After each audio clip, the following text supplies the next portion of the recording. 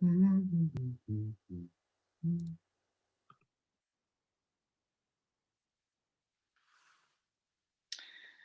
right, welcome everyone. I would like to start by thanking all of you for joining us today.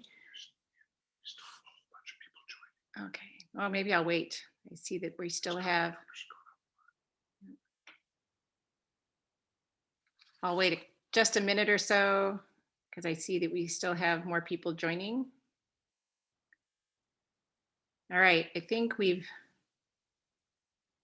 stabilized at a number. All right, I'd like to start by thanking all of you for joining us today. I would also like to thank all of the speakers for taking the time, not only to present, but for taking the time to create a presentation for today's program. Of course, all the research that goes into being able to create that presentation. I'd like to thank Mark Battany, who is the farm advisor down in San Luis Obispo and Santa Barbara counties, for not only discussing and suggesting some topics for today, but for helping us get the word out in those counties. I'd also like to thank Caroline Furman for helping with logistics for today's program, and Anita Oberholster for advice on the program today. And last but not least, I would like to thank, and let me share my screen here.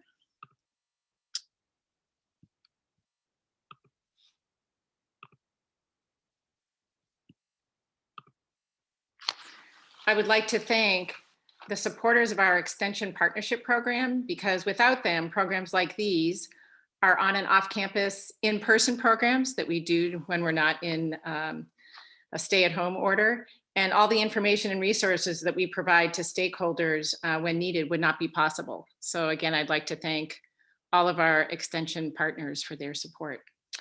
Okay, so now on with the program, but first, one housekeeping item. If you have questions, please type them into the Q&A.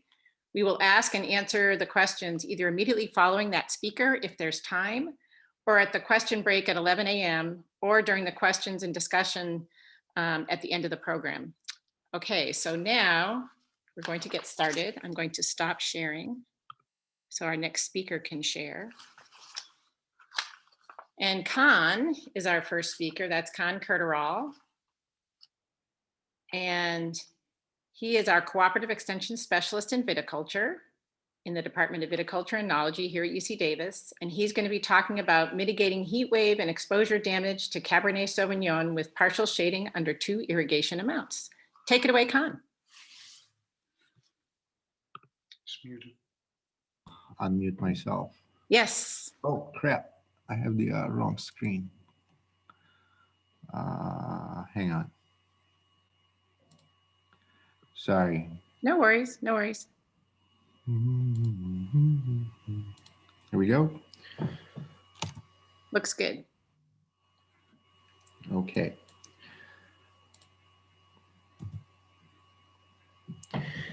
Okay, well, thank you for inviting me. I'd like to speak about this work we've done. It's still continuing. I'll be talking about mitigating a heat wave and exposure damage to a Cabernet with partial shading under 2 irrigation amounts.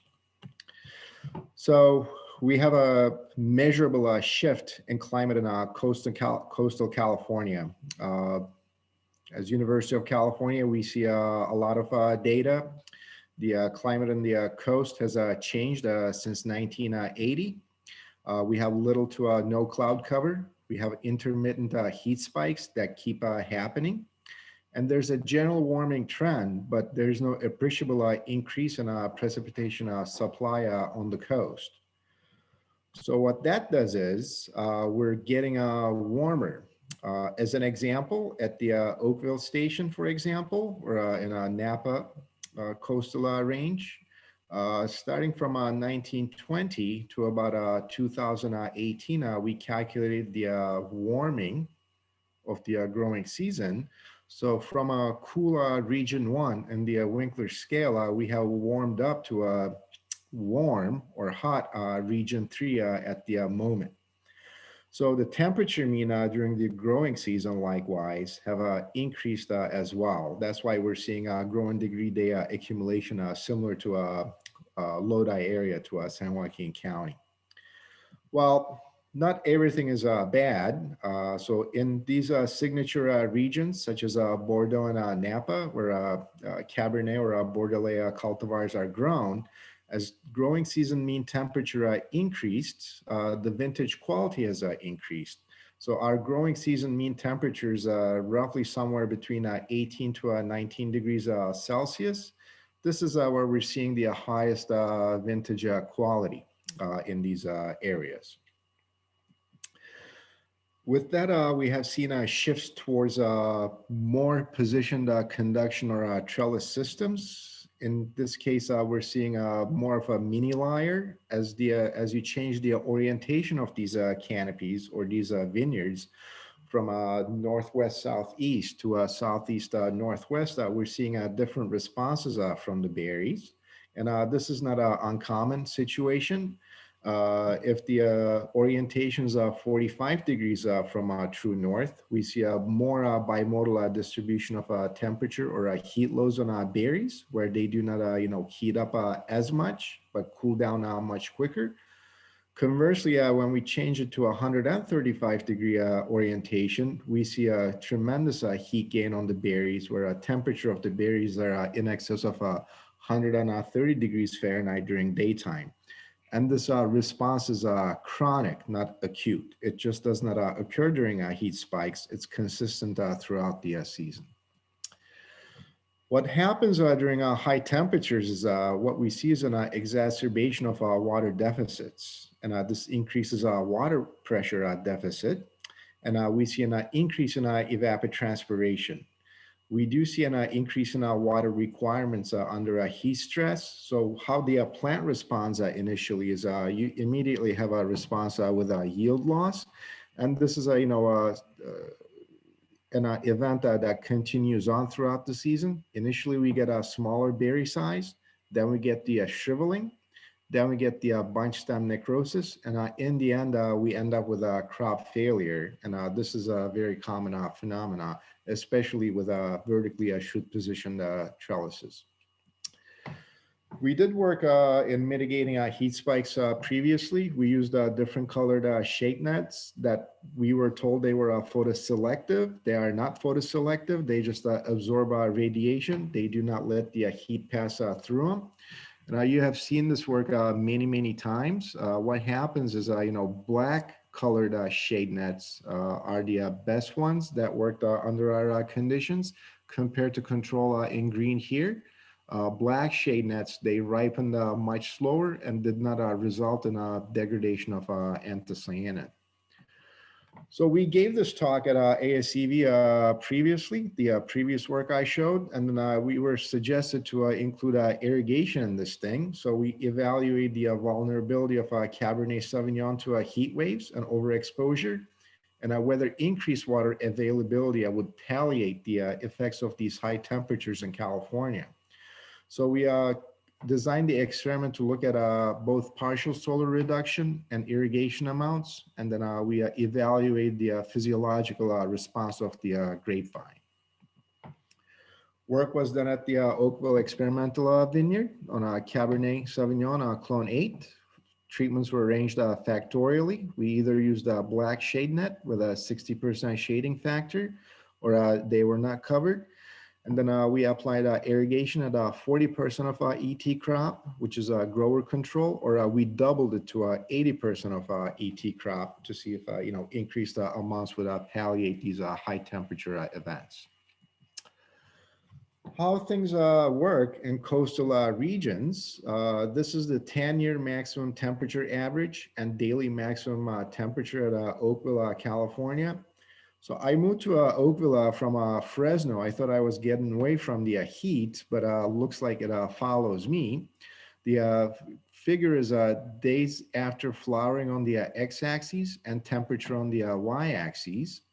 The gray area is the variation of these temperatures of the mean daily max, and 2017 is indicated in these dotted lines. And as you can see, anytime we have a temperature above 34 degrees Celsius, that's a heat spike. And in 2017, we had 16 of these. And right before harvest, temperatures spiked up to 43 degrees Celsius, and it continued on there for about 4 days, which was a very difficult situation. Looking at the seasonal evapotranspiration and applied water amounts, cumulatively the site lost 673 millimeters of evapotranspiration or water from 1 acre. We received no precipitation during the growing season, and our crop coefficient reached a maximum of 0.5 on 8-foot rows. We applied 130 millimeters in a 40 ET crop and 262 millimeters in 80% crop replacement to set up the experiment.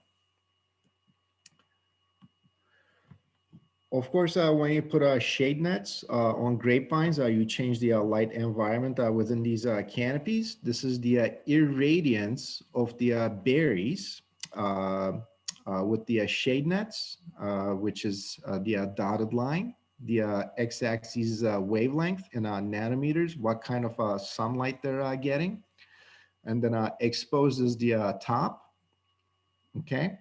So we're reducing the applied light to these canopies by about 60% in this case. This is the combination of midday stem water potential with our shade or no shade. And as these are, being modulated, as you can see that the, putting on additional shade is not necessarily affecting the stem water potential of these. This is mainly just modulated by the applied water amount. 80% ETC has a better plant water status. Of course, as you change the light, the question has always been, are you going to limit photosynthesis? This is how we set this up. We measured the photosynthesis in exposed grapevines under the shade. And under the shade, we measured the photosynthesis in leaves under the shade and then above the shade. And of course, if you put them under the shade, you're going to reduce the photosynthesis a little bit, but it's not terribly low where, processes will not continue. This is components of yield. Not much here to write home about. What we have seen was a difference in mean cluster weight, and this was modulated by applied water. And with a pruning mass in this case, we have seen a little bit less pruning mass when we put the grapevines underneath the shade cloth. How the temperatures are modulated is severely impacted by whether you have shading or not. Applying different amounts of water does not relieve the stress from the heat on the berries. This is only affected by whether you shade them or not. The dotted line is ambient temperature. So this is a morning side of the canopy and afternoon side of the canopy. The afternoon side of the canopy is where we see differences, and only shaded berries have a much less temperature, and the differences between heat gain in berries is exacerbated after veraison.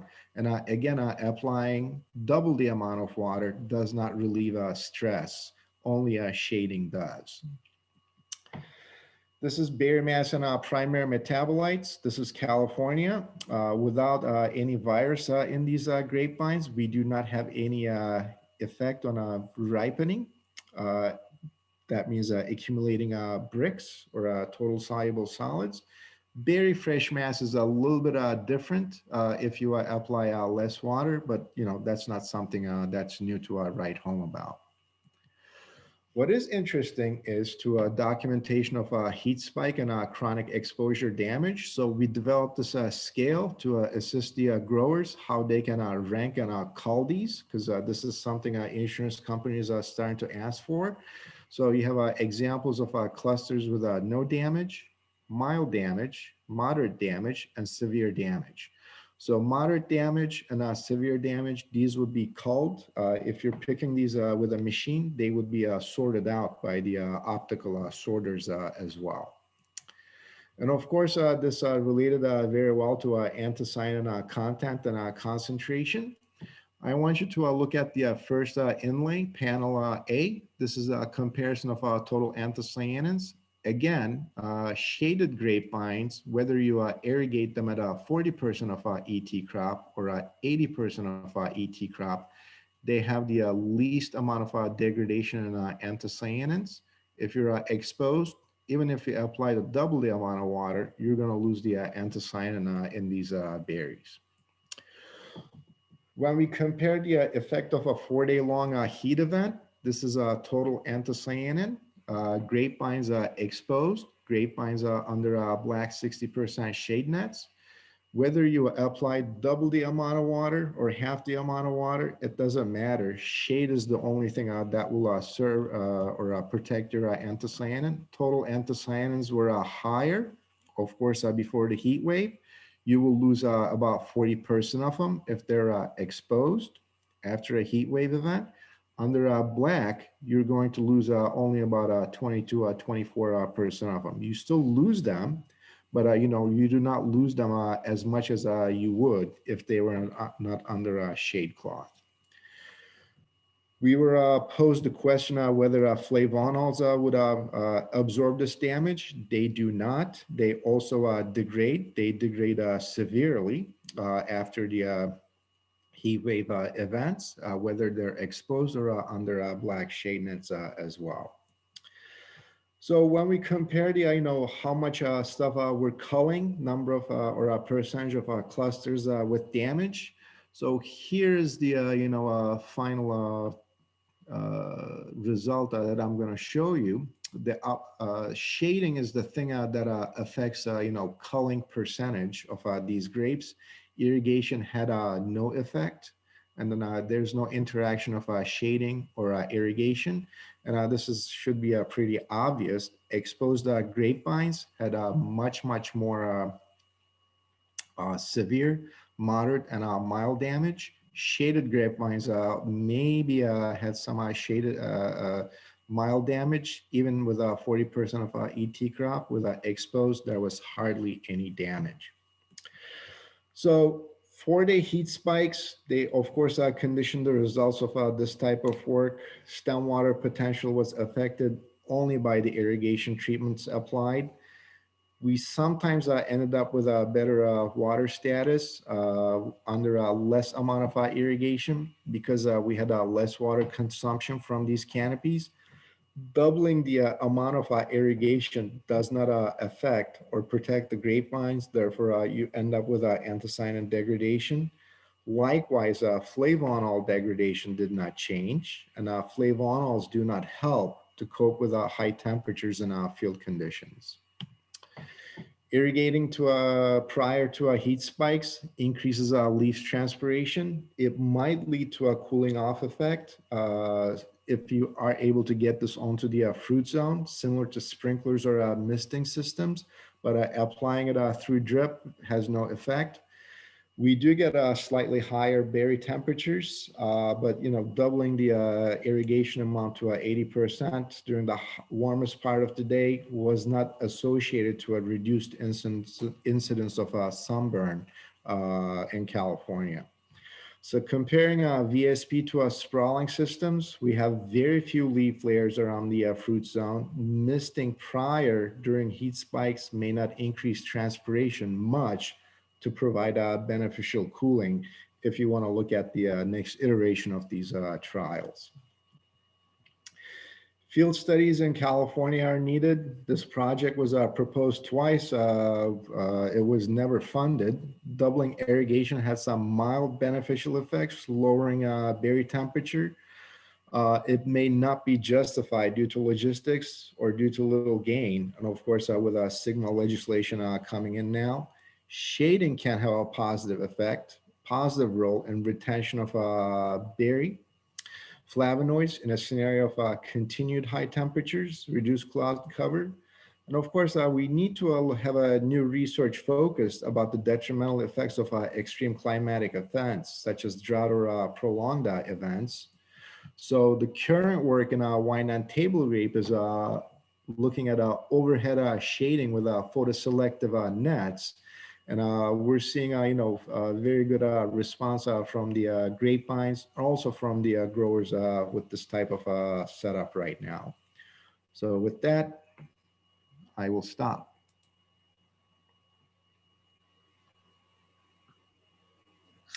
Thank you very much, Khan. There were a couple of questions. I don't know if you probably can see them. Is there, No, I can't see. someone asked, did you include natural leaf shading in this study, and were exposed clusters fully leafed, tunneled, lats pulled, or no leafing and just no shade cloth? There was no leafing done in these trials. So they were just pruned, shoot into 24 shoots per vine on a 6-foot spacing, and there was no leafing done. Okay. There are a couple of more questions in the chat. Maybe we'll get to those either at 11, or if Khan, you want to type answers, you can do that as well. I can't see the question. Oh, In there's the Q&A, sorry. And we'll go on to yeah, I Mason. can type them. Okay. We'll go on to our next speaker, who is Mason Earls. Hi there. I'm going to go ahead and share my screen here. Absolutely. Let's see. Can you guys see that? Yep. Great.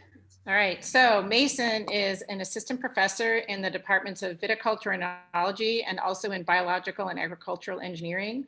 And he's going to be speaking today about yield forecasting in occluded vineyards via large-scale deep learning. Oh, thanks, Karen. I can say that title, maybe I can cut down a few words. I probably should have done that in the first place. So I am going to be talking about yield forecasting, mostly talking about what we've done up to this point, and I think there's still a lot to do. So this is sort of a research update, mostly. Let me dive right in. So thank you guys for having me. This is going to be, I'm looking forward to all of your feedback.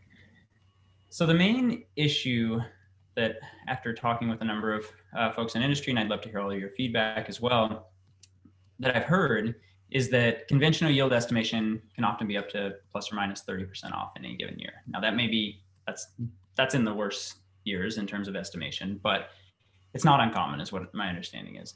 And so building on this idea, start asking the question, well, how can we make these improvements, and why is this the case? So most prior research that has tried to do yield estimation, even yield monitoring, not on the harvester, but using image-based techniques or other sensing techniques in the field, have tried to count visible grapes in the images. And this seems like a logical thing to do because, well, yield is actually directly associated with the amount of fruit that's in the canopy. But one of the big challenges is that visible grapes actually don't seem to equal on the ground yield. And I'll dig into a bit more of our experience with that, but I've seen that over and over again in the research side. And what you'll see is that oftentimes people they'll build these algorithms or build these models to do this sort of thing on the left, but they often, 90% of papers don't even look at how it relates to on the ground actual yield distribution. And those that do find that it's loosely related at best. So why has the grape industry not adopted these kinds of methods? So computer vision and machine learning based yield estimation technologies is standard practice. And I think I've already kind of given away part of the punchline there, but I'm going to talk more about this here. So I think some of these obstacles for success actually have to do with the fact that the fruit quantity, so the amount of berries that we see in any given view from a camera, vary in terms of their visibility. And all of you probably know this who've walked through a vineyard, that it depends on your perspective, where you're at, the view you have of the canopy, or so sometimes you might see grapes from one particular angle, but not from another. Sometimes you might just see part of a cluster. Other times you might not see any at all. You have to kind of pull them back or look under them to see those. And so as a result, you get this sort of over and underestimation by just counting visible fruit. Sometimes everything's visible. Sometimes nothing's visible at all, and you can have everything in between. So the second piece, I think, of this equation, or these obstacles for success, are that no large-scale, high-resolution, ground truth yield data sets exist for grape production. And so what I mean by that is large-scale, I mean, usually it's hard to collect yield data unless you have a yield monitor attached to a harvester. And a lot of people, those data sets often are not available, or many people just don't have them. So if we did, however, there are a lot of things we could potentially do with that type of data and these types of input images that we could get from sensors, such as we just need to be able to actually validate how accurately these models predict yield. So I said earlier that 90% of these papers don't even, and studies don't actually do this. The second piece is that in the last 5 years or so, there've been I would hesitate to use the word, but it's true, an explosion of these state-of-the-art deep learning types of models that can extract complex patterns from very large data sets. But the key piece there is that you need really large data sets. And so the question is, how do we get those? So I'm going to talk a bit more about what we've been working on thinking in this respect.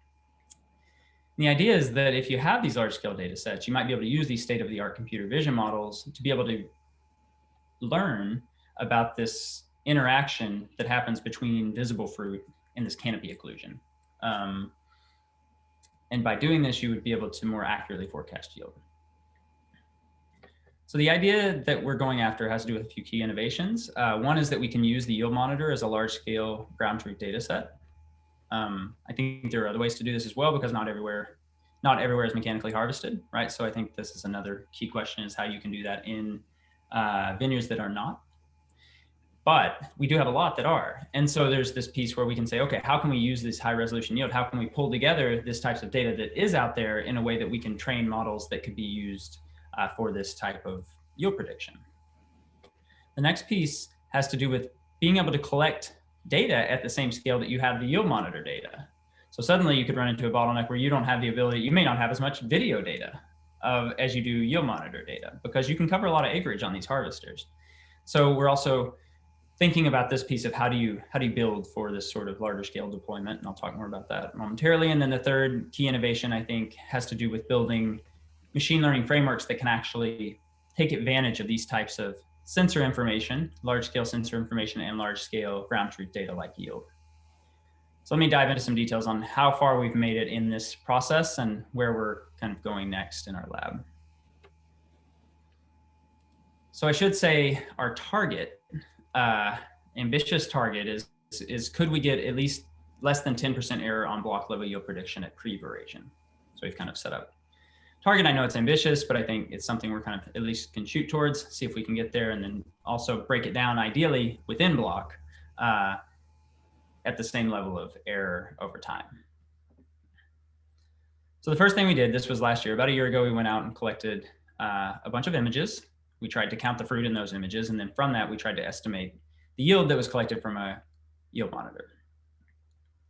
Here's the team we've got working on this. This started off with Alex. He did this first project we'll talk about, but there are about 5 people, all of which are, I believe, engineers, different types of engineers working on this problem at UC Davis. And this the first attempt, this was about a week before harvest out at Borden Hills in collaboration with Brent Sams out at E&J Gallo. And we went out to a ranch that they've been monitoring in a number of different ways, diving into where that's at. It's a Cabernet Sauvignon. This is I believe it's a quadrilateral trellising system. And we went in, this is about this block here is the one we focused on. I think it's about a 40-acre block, so pretty big out in Lodi. Looks something, this is not the exact one, you'll see it here in a second. Something like that though, and the idea is that we can use this yield monitor as a large-scale ground truth data set. So let's talk a little bit more about that. So we have yield monitor data for the same block. So here's the block I just showed you. All of this, what you see here is anywhere in blue is an aerial view from satellite. Anywhere in blue is a low yield area. Anywhere in kind of the yellowish and green is moving up into higher yield. And we have that for 1 meter resolution, averaged at 3 meters. But this is at the end of the season at harvest for last year. So Alex went out, and again, we had a week. So this was our first attempt. We went and just grabbed a GoPro because they're great. They have a great image stabilization, high frame rate, good quality, image quality, put together kind of a microprocessing system to communicate with everything with a GPS so we can georeference those images. Went out and imaged just a few rows, 5 rows, pretty long, they're about 0.5 kilometer each. And started looking at the data, quickly realized we needed to be able to filter for some sort of data quality, right? This is one major issue you run into. You have a lot of bad images in these types of systems. So we built a model to, Alex essentially went in and said, swipe left or right, say good or bad image, trained a model to be able to say which images are high quality images, throw out the rest. Then we go in and say, all right, now on a computer, Alex goes in and highlights where the grapes are at that he sees, the visible grapes, and did that for about 130 of these images. And then we have these two models we stick together in a pipeline that then ends up predicting something along these lines, where you can see that it puts a box around anywhere that we see grapes in the images. These are all from test data sets. So these are ones that these are rows that the machine had never seen. So it did a pretty good job. And we can see that by comparing the annotated area, which is annotated, I just mean the ones that were hand drawn on a computer screen, with the ones that were predicted, which are what are on the y-axis here. And you can see there's a decent relationship between the annotated and predicted area. So great, looks really nice here. But the key question is, how do you go from these pixels, the fruit you can see, to the actual kilograms that you can't see, right? What we measured on the yield monitor. And what you find quickly is that if you just try to relate fruit count to, which is in the, the image-based fruit count in the blue to the yield monitor-based fruit count in the orange, you really see no relationship.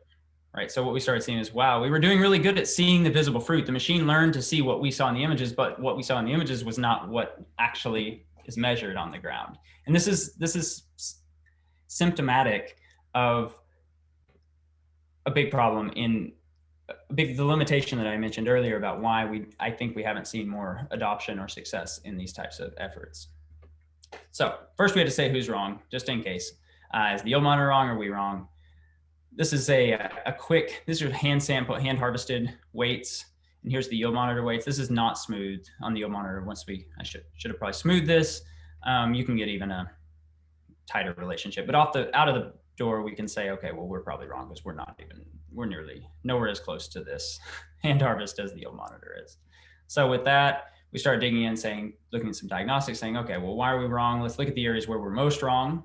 So we went in and started digging in and saying, well, what do we see in these images that's happening where we're wrong? And what we start seeing is, okay, well, there's the obvious one, distance to camera. It depends on how close the berry is to the screen, but that's only if we count areas. There's this bigger issue, which is associated with occlusion and sparsity, which has to do with basically, sometimes you can see a lot of grapes. And when you do, you can even double count by seeing through the canopy. And sometimes you can't see any grapes and you undercount by seeing virtually nothing and no fruit in the canopy. So this creates a big issue. There's also this issue of averaging across sides. So you have two different sides. As you know, those look different in terms of their canopy and the yield. So this sort of interaction between occlusion and fruit visibility changes on sides. And so what we started thinking was, well, what if we could just go more directly in our models from the images we have to the yield itself and cut out the middleman, which is counting the fruit itself, right? Let's just see if the model can learn about this complex interaction between the canopy and the fruit. And there's reason to think that this could work. And I'm not going to go into it here, but we've done it in spinach biomass decimation. There's non-ag related cases where they do this type of thing as well. But you still need a signal. So the question is whether the signal's there. So what we started doing was saying, all right, well, we need to first build out this sensing kit to be able to piggyback on existing operations. So what we've been working on lately is trying to build a sensing system that can mount on the front of a tractor, goes out every time you do some sort of operation like sulfur dusting, it turns itself on, collects data, turns itself off, we manage that data and so on. And we started doing some engineering on this question saying, okay, well, where should we mount it? We determined, seems like on the front at the counterweights here at the front might be the best place. Build just a simple sensing kit to just detect vibrations and some of the basic imaging conditions. Here's a video going at about 10 miles per hour on that tractor, just to say, well, what happens that are vibrations there, do some vibrational and motion studies to try to understand where our pinch points are going to be in terms of the image quality and various other things. Started looking at lighting because we want to be able to do this at night as well, because a lot of operations happen at night. So then we actually dug in and started designing the first prototype for the enclosure to bring all these pieces together, and went out before harvest and deployed one of these. I should go back. It's got two cameras on it, red, green, blue, standard visible and depth, and some other components that I think are pretty important, including a high resolution GPS and the ability to run these machine learning models in the device itself. So we attached this. We ran this actually this time on a side-by-side out at the same location, but did it for a lot more rows. And you end up with this sort of multi-camera view data along with GPS for all of these. I spent 7-10 nights in a row driving around till 3 in the morning doing this a couple months back. I'm going to go ahead and skip through this video, but what it shows is what the output is of the model. You can see the grapes kind of flying across the screen. You can see the GPS moving, and you can also see the depth imagery, which is kind of hard to probably make out for you here. So coming back to this question of the second piece we need to think about is how do we go from this image-based prediction to the yield monitor? And there, we need to start building models to overcome this issue I showed earlier of not having a correspondence between what we're seeing on the prediction images and the yield monitor. So we cut out this counting of fruit.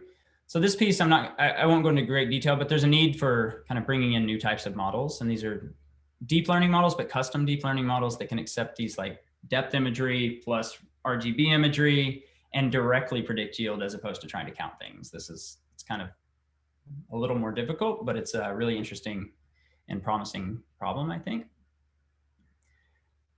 So we trained some models using this new technique. I won't go into too much here, but we kind of held out different rows and trained and tested on different ones. And again, this is just kind of a, don't look at this in detail, just see the big picture at the moment, which is when we start doing this, what we're getting here on this direct prediction is really a lot nicer correspondence between our ground truth. So our ground truth is in orange, and then our prediction from the ground truth being yield monitor. Yield monitor is in orange, and the prediction is in blue. And what you can also see is that we're actually predicting tons per acre. We're not predicting a normalized value, which is what you have to do when you do these counts. So we're starting to see some correspondence, and we actually made, this is about a month old, these results are, and we're just, as of yesterday, starting to get some even better results on this. So, so more to come on that front. You can see the relationship here now between like predicted and yield monitor, and you can start seeing some real relationships here that seem to be promising. There's still some work in the test set though we need to do. And then finally, the last piece here relates to getting more images, this idea of scale. So what I showed you a minute ago was just from our last year's data set with a new model. But what we want to do is get a lot more data and trap this new model, because I think that's where we're really going to see improvements. And so here, again, we've got this direct prediction of yield from this RGB depth video that we're trying to do. And did this farm utility vehicle deployment, side-by-side deployment. So I went out and drove 250 acres of rows, not every row, but about every fourth row on average, every third to fourth row. And so we have about the corresponding ground truth data for about 50,000 grapevines from this harvest, from the harvester. So now we're going to say, okay, well, let's take what we did previously and try to make those models on this much larger data set, not 5 rows, but more like 1,000 rows. All right, so then then going forward, what we're trying to do in March is mount this type of sensor on a few different tractors and collect data all year long so that we can start trying to forecast out and build models to forecast out, as opposed to doing it much closer to harvest. We can say how far back to veraison or pre-veraison can we get, and how do those models look using the same kind of framework. Finally, some of the hardware feature development we're also working on. We've been doing a lot of, got an electrical engineer in the lab doing a lot of custom computer board development, building in some motors and some automation into this whole process. Have a number of, I think, 5 electrical engineering undergrads working on this as a senior project. So there's a lot of exciting components going into this work. And I'll mention this in 10 seconds. So basically the next piece is actually, you're probably thinking, well, great, you can see the grapes, but when you're talking about forecasting, a lot of different things happen that aren't just the grapes, that are site related, environment related, that you might be able to detect from aerial work, like a lot of people have done with remote sensing. So there's a whole nother piece which hasn't been done, is how do you, in these deep learning models, bring in ground-based imagery, so the video imagery, and connect it with remote sensing data, remote sensing imagery. And it's not straightforward, but there is some work going on, and that's something we're going to be pushing into in the next 3 to 6 months. So all that being said, I want to say thank you to all the collaborators that worked on this, the Viticulture lab, Forrestal labs, both at UC Davis, Brent and Nick at E&J Gallo. And then please, any of you who are interested in this kind of work, please reach out. We're looking for people to collaborate with on this, and I'll be doing the same. You'll probably hear from me. And then finally, we got funding from a few different places, the UC Davis CEDAR, Center for Data Science and Artificial Intelligence, NSF USDA. I should mention we also were awarded this AI National Artificial Intelligence Institute for Agriculture at UC Davis in collaboration with a number of other institutions. So we're getting funding from there. UC Davis Viticulture, Enology, Rossi postdoc fellowship, and then finally the ASEV student scholarships have all supported this kind of work. So that's all I've got for now. Thank you. Thank you very much, Mason. And I think with time the way it is, let me see if there's one. Do cluster weights get factored into the model? Not so. No, the answer is no, not directly. So we have the yield monitors being the models being trained on the harvester generated data. So it's being measured more as a tons.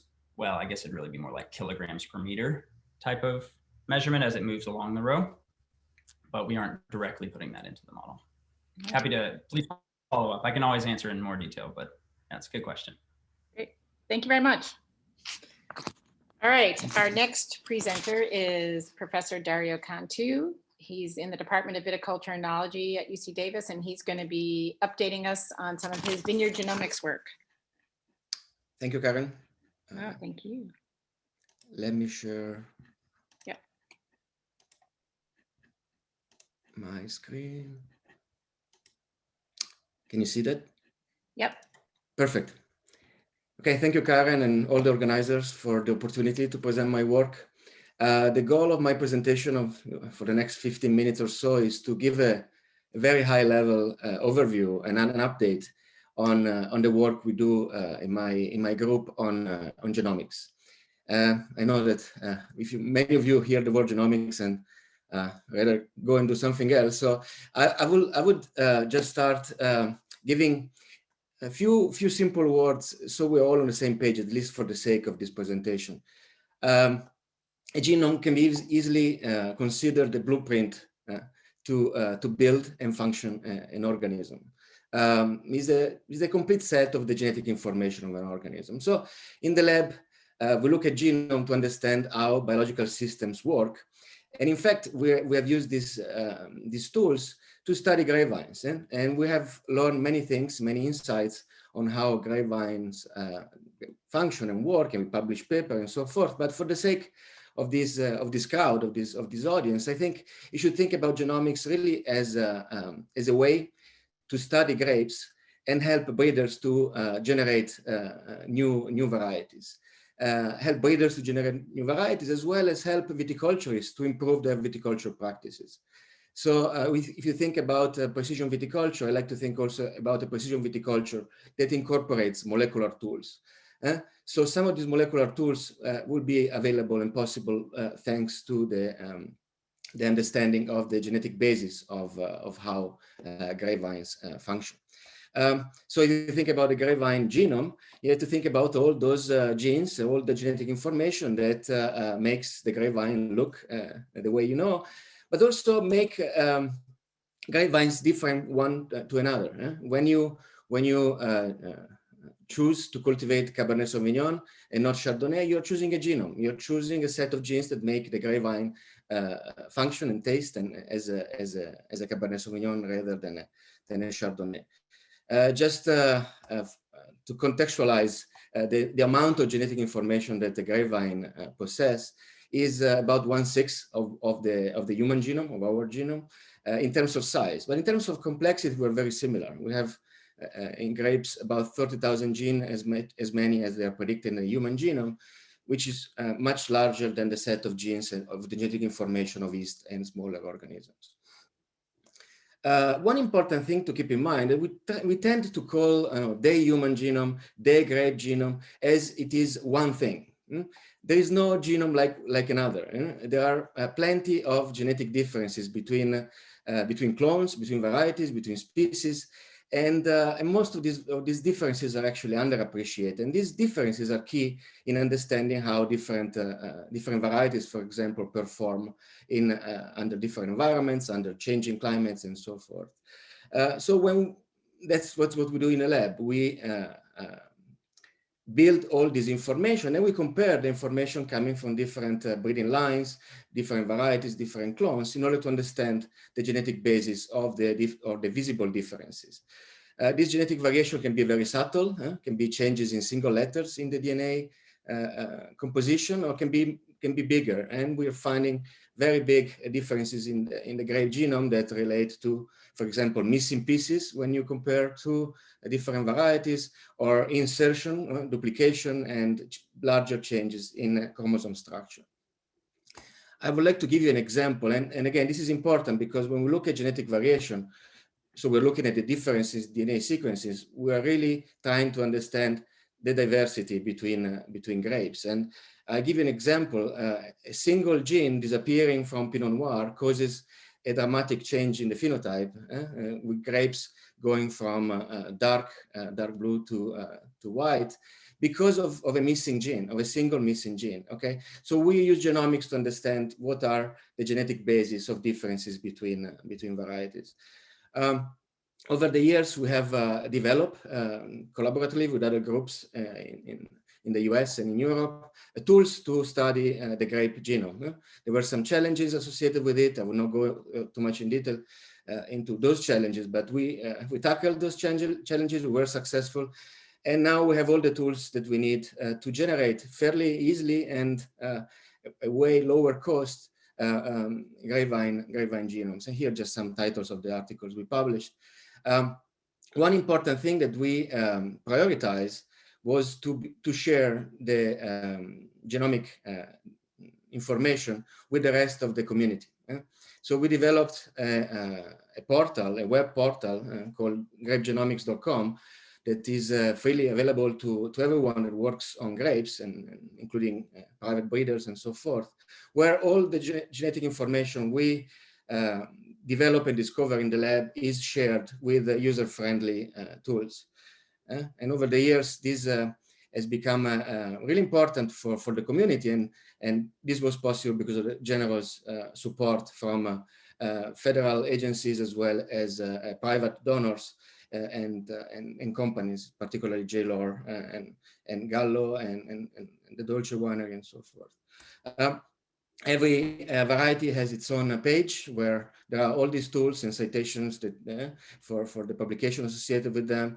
A lot of information here, but just I'm very proud of this picture. This is a screenshot of where people have been accessing the website, and it clearly, there are about 2,000 users a year. Clearly, the larger and as expected, the larger user population comes from California, which is good, but also from all over the world. So this means that we are able to reach many people, many scientists and technologists in the world, but also that our effort is useful.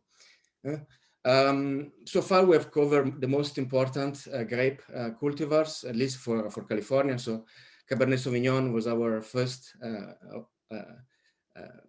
choice, and then we went to discover the genome of Chardonnay, and then Zinfandel, and then with collaboration with other countries, we focus on other varieties, including Carmenère.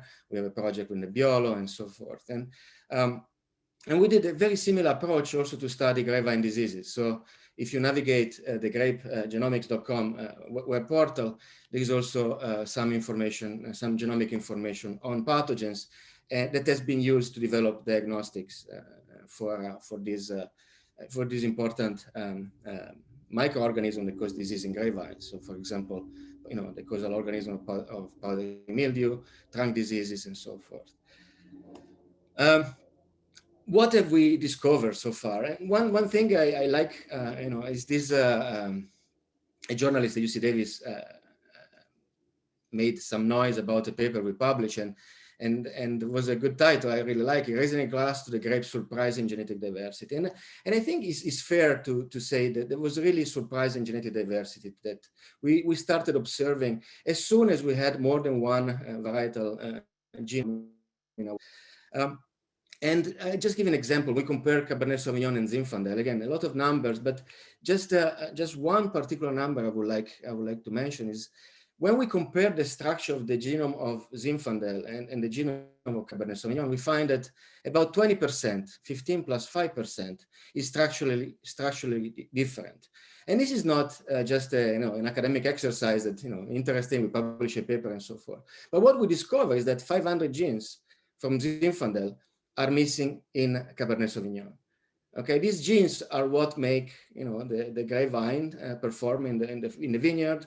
They are responsible for the aroma. They are responsible for the flavor, and this was just the first view of the complexity, but gave us an idea that genomes are significantly different, and by comparing them, we can understand the genetic basis of the visible, tangible differences between varieties. So the more we sequence, the more genes we discover, the more function for we discovered. I don't go too much in detail here. Some of these functions are shared between varieties, some are kind of unique. We call them private, variety-specific genes. And in some cases, the structure of the genome changes, but does not impact the function, we think. But there are some interesting patterns appearing. For example, we found a big piece of chromosome 2 that is associated with the coloration of the grape is inverted in all the white varieties we looked at. And this change in chromosome many times grapes became from red to white, which is a very interesting pattern of evolution. That again was we don't know if it has an impact on color, but we know that it was selected every time grapes changed color, so which makes it interesting. And we're doing similar association studies between genetic differences between grapevine genomes and important traits. And one important trait we're looking at is grape aroma. Different varieties have very distinctive aroma profiles.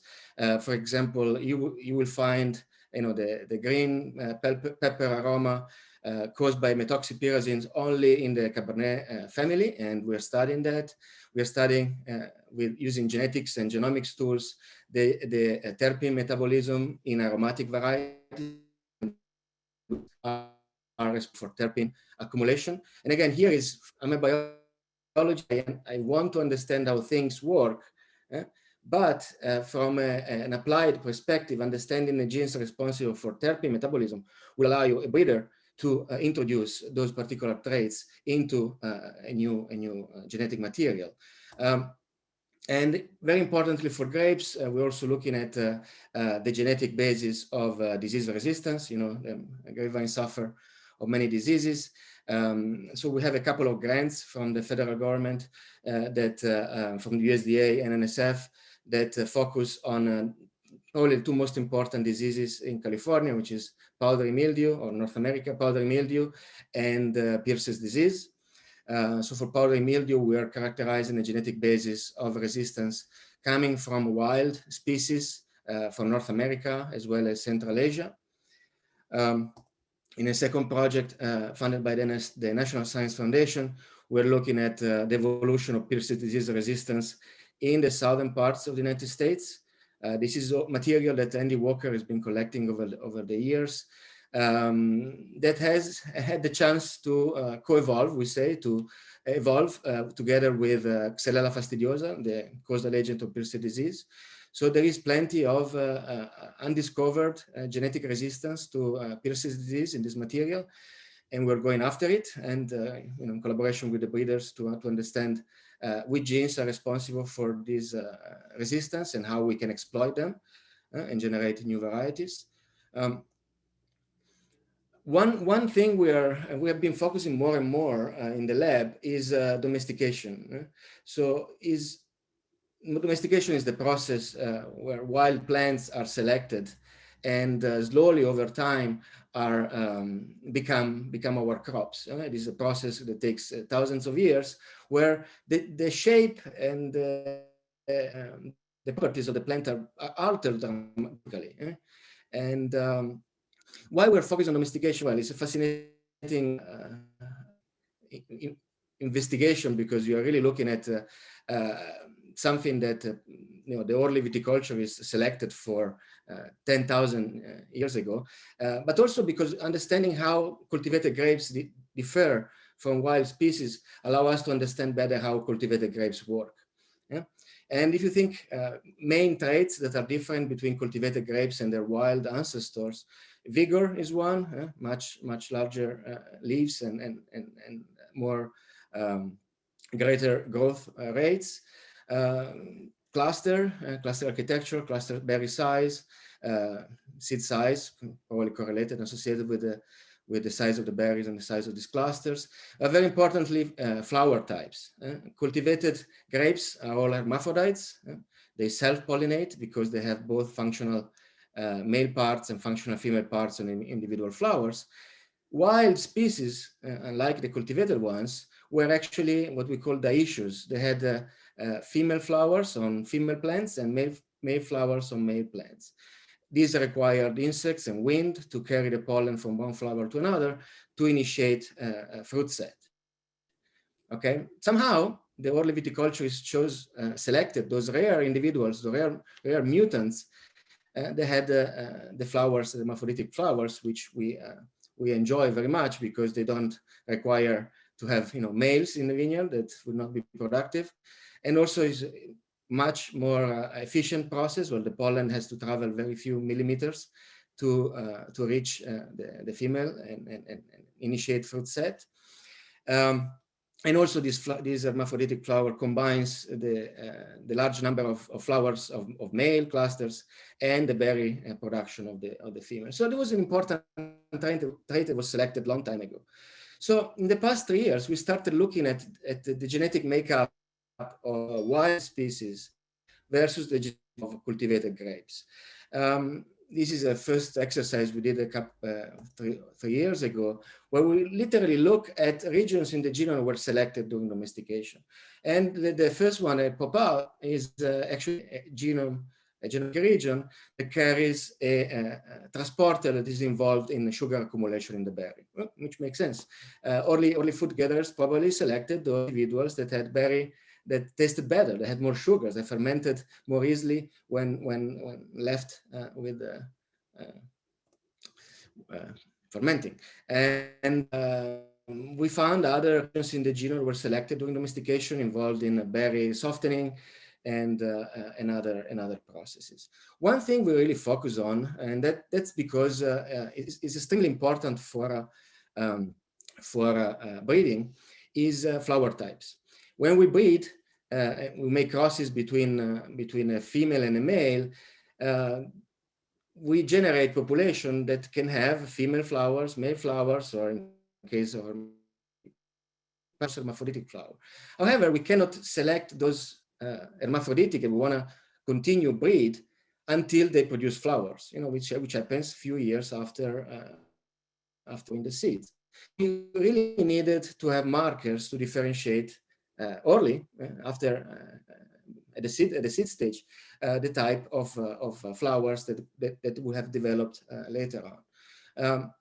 So I remind you, these are the wild relatives of the cultivated grapes, have female and male flowers, which is kind of interesting because female flowers have also male parts, but these male parts are sterile. The anthers are reflexed, the pollen is non-viable. And same thing for the male flowers. Male flowers actually have a underdeveloped and non-functional female part here, okay, while the anthers are well formed and the pollen is fertile. Upon domestication, somehow people selected for flowers with a functional pistil, the female part, functional male parts. So what we did, we collect material of different flower types, and all the cultivated hermaphrodites you see here, some males, some females. We sequenced their genome and we reconstructed the region that is responsible for flower types in grapes. And this, including Muscadine rotundifolia, which means that we had now a data set that cover about 50 million years of grape evolution. Okay. And when domestication happened, actually at this point, 10,000 years ago, when the Vitis sylvestris were started to be selected to become our Vitis vinifera. So to cut the story short, at the end of the day, we found the two genes that are likely to be responsible for both female flower development and male flower development. And we have also identified how those two genes recombine to establish the functions of both female and male parts in domesticated grapevines. In particular, the most interesting gene is this IMP1, which stands for inaperture pollen 1, which is a gene when mutated causes the pollen not to be viable. Okay, and this is when you compare female pollen from male pollen, you don't see all these apertures. These apertures are very important because allow the pollen grain to emerge from the grain. And interestingly enough, this phenotype, this effect is due to a deletion in the gene that is conserved throughout those 50 million years. So to be a female, you have to have this mutation, and it's been kept in the Vitis genus for a long time. So in summary, I think genomics has been more and more commonly used in everything we do in biology, because it provides rapid access to the genetic information, and in particular, in our case, genetic information for important viticulture traits.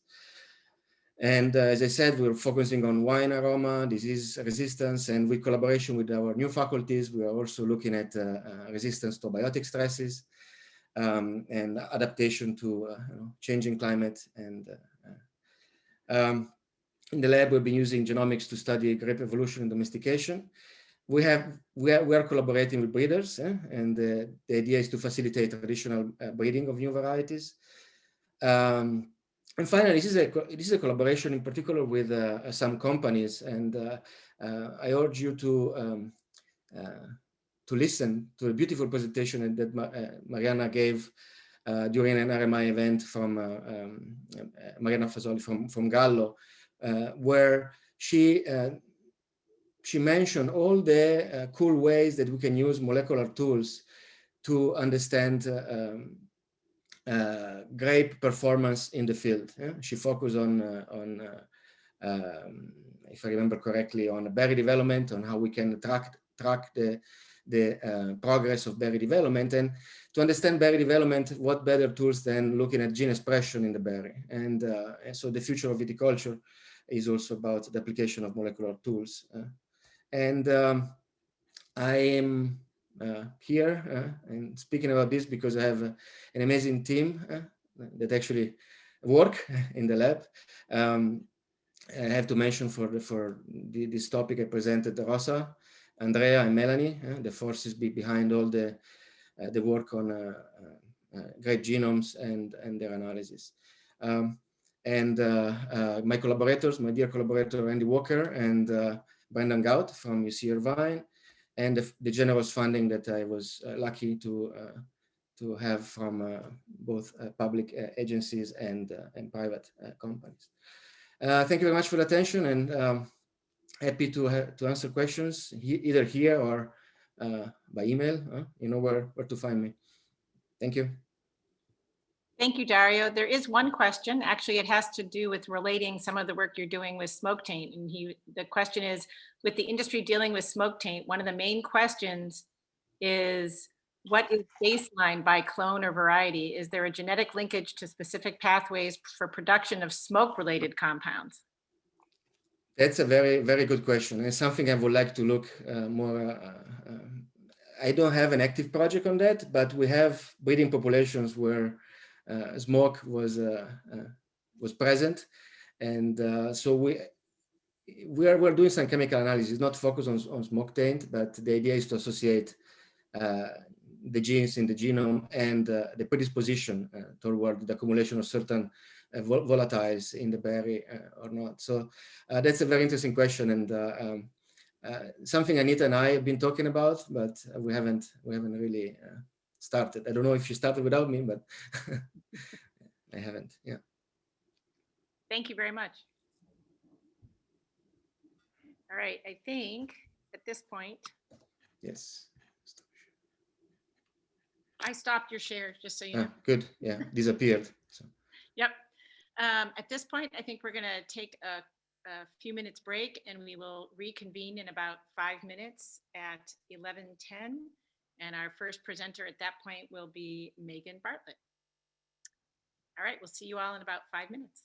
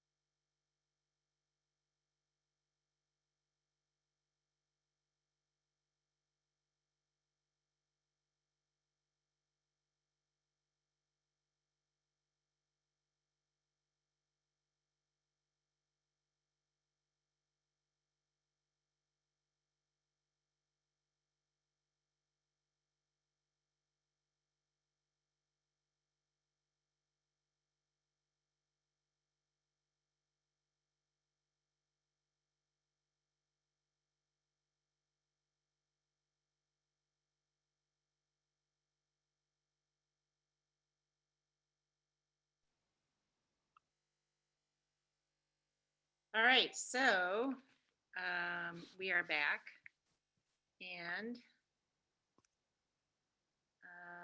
we need to spotlight Megan, and Megan needs to share her screen. There we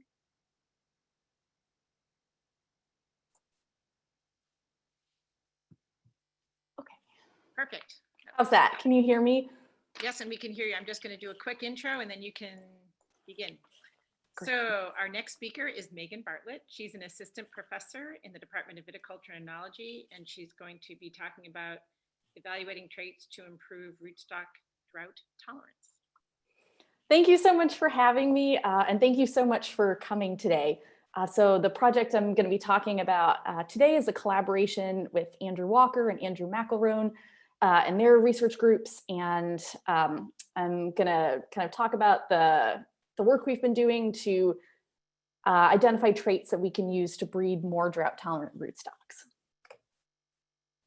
Okay, so California is naturally an ecosystem where we have regular cycles of drought and heat, and we've been experiencing greater drought and heat stress in the past few years, and all of the research indicates that this is a trend that's likely to continue to get worse into the future. At the same time, we're facing increasing restrictions on irrigation and increasing competition with urban areas for water. So developing grapevines that are more drought tolerant is a really key priority for the industry. And one of the tools that we have at our disposal to do that is actually improving the drought tolerance of rootstocks and the ability of the whole plant to scavenge for water without us having to supply it through irrigation. So one of the tasks we need to accomplish to be able to develop more drought tolerant rootstocks is to actually identify what characteristics improve the rootstock performance under water stress. And so once we have that information, we can actually start to leverage it to look for these traits in breeding. So the goal of this project and a larger goal of my lab is to identify traits that we can actually look for in rootstocks that will help the entire grapevine to maintain its photosynthesis and growth under water stressed conditions. And so the overall goal of this work is to eventually lead to a system that we can use to rapidly breed for more drought tolerant rootstocks. So Andy Walker has been so successful at developing disease resistant grapevines because in his work, he's identified genetic markers for these traits that he can then use molecular tools to screen through an enormous amount of material and select the genotypes that are actually promising for disease resistance. And we currently don't have that ability to identify genetic markers for traits that are related to drought tolerance, simply because a lot of these drought tolerance traits are very complicated, where they involve hundreds of genes and lots of different processes. So one of the things we wanted to do in this project was to really zoom into some very specific, very targeted areas of the rootstock physiology. And with the idea that understanding traits at this really small scale will also help us to identify specific genetic markers that we can use in breeding in the future work. So we wanted to zoom into these traits that are affecting the resistance to water movement through the roots under water stress. So the rootstocks are a major bottleneck for water transport through plants, especially under water stress. So if you look at the resistance to water movement from the soil to the canopy, typically the roots account for up to 90% of that resistance to water movement. And then under water stress, that becomes even stronger. And most of that resistance to water movement is actually coming from this very narrow band of living cells in the root. So if you look here, this is a section through a root. This is the outside that's exposed to soil, and this is the water transport tissue that really directs most of that water up to the canopy or the xylem.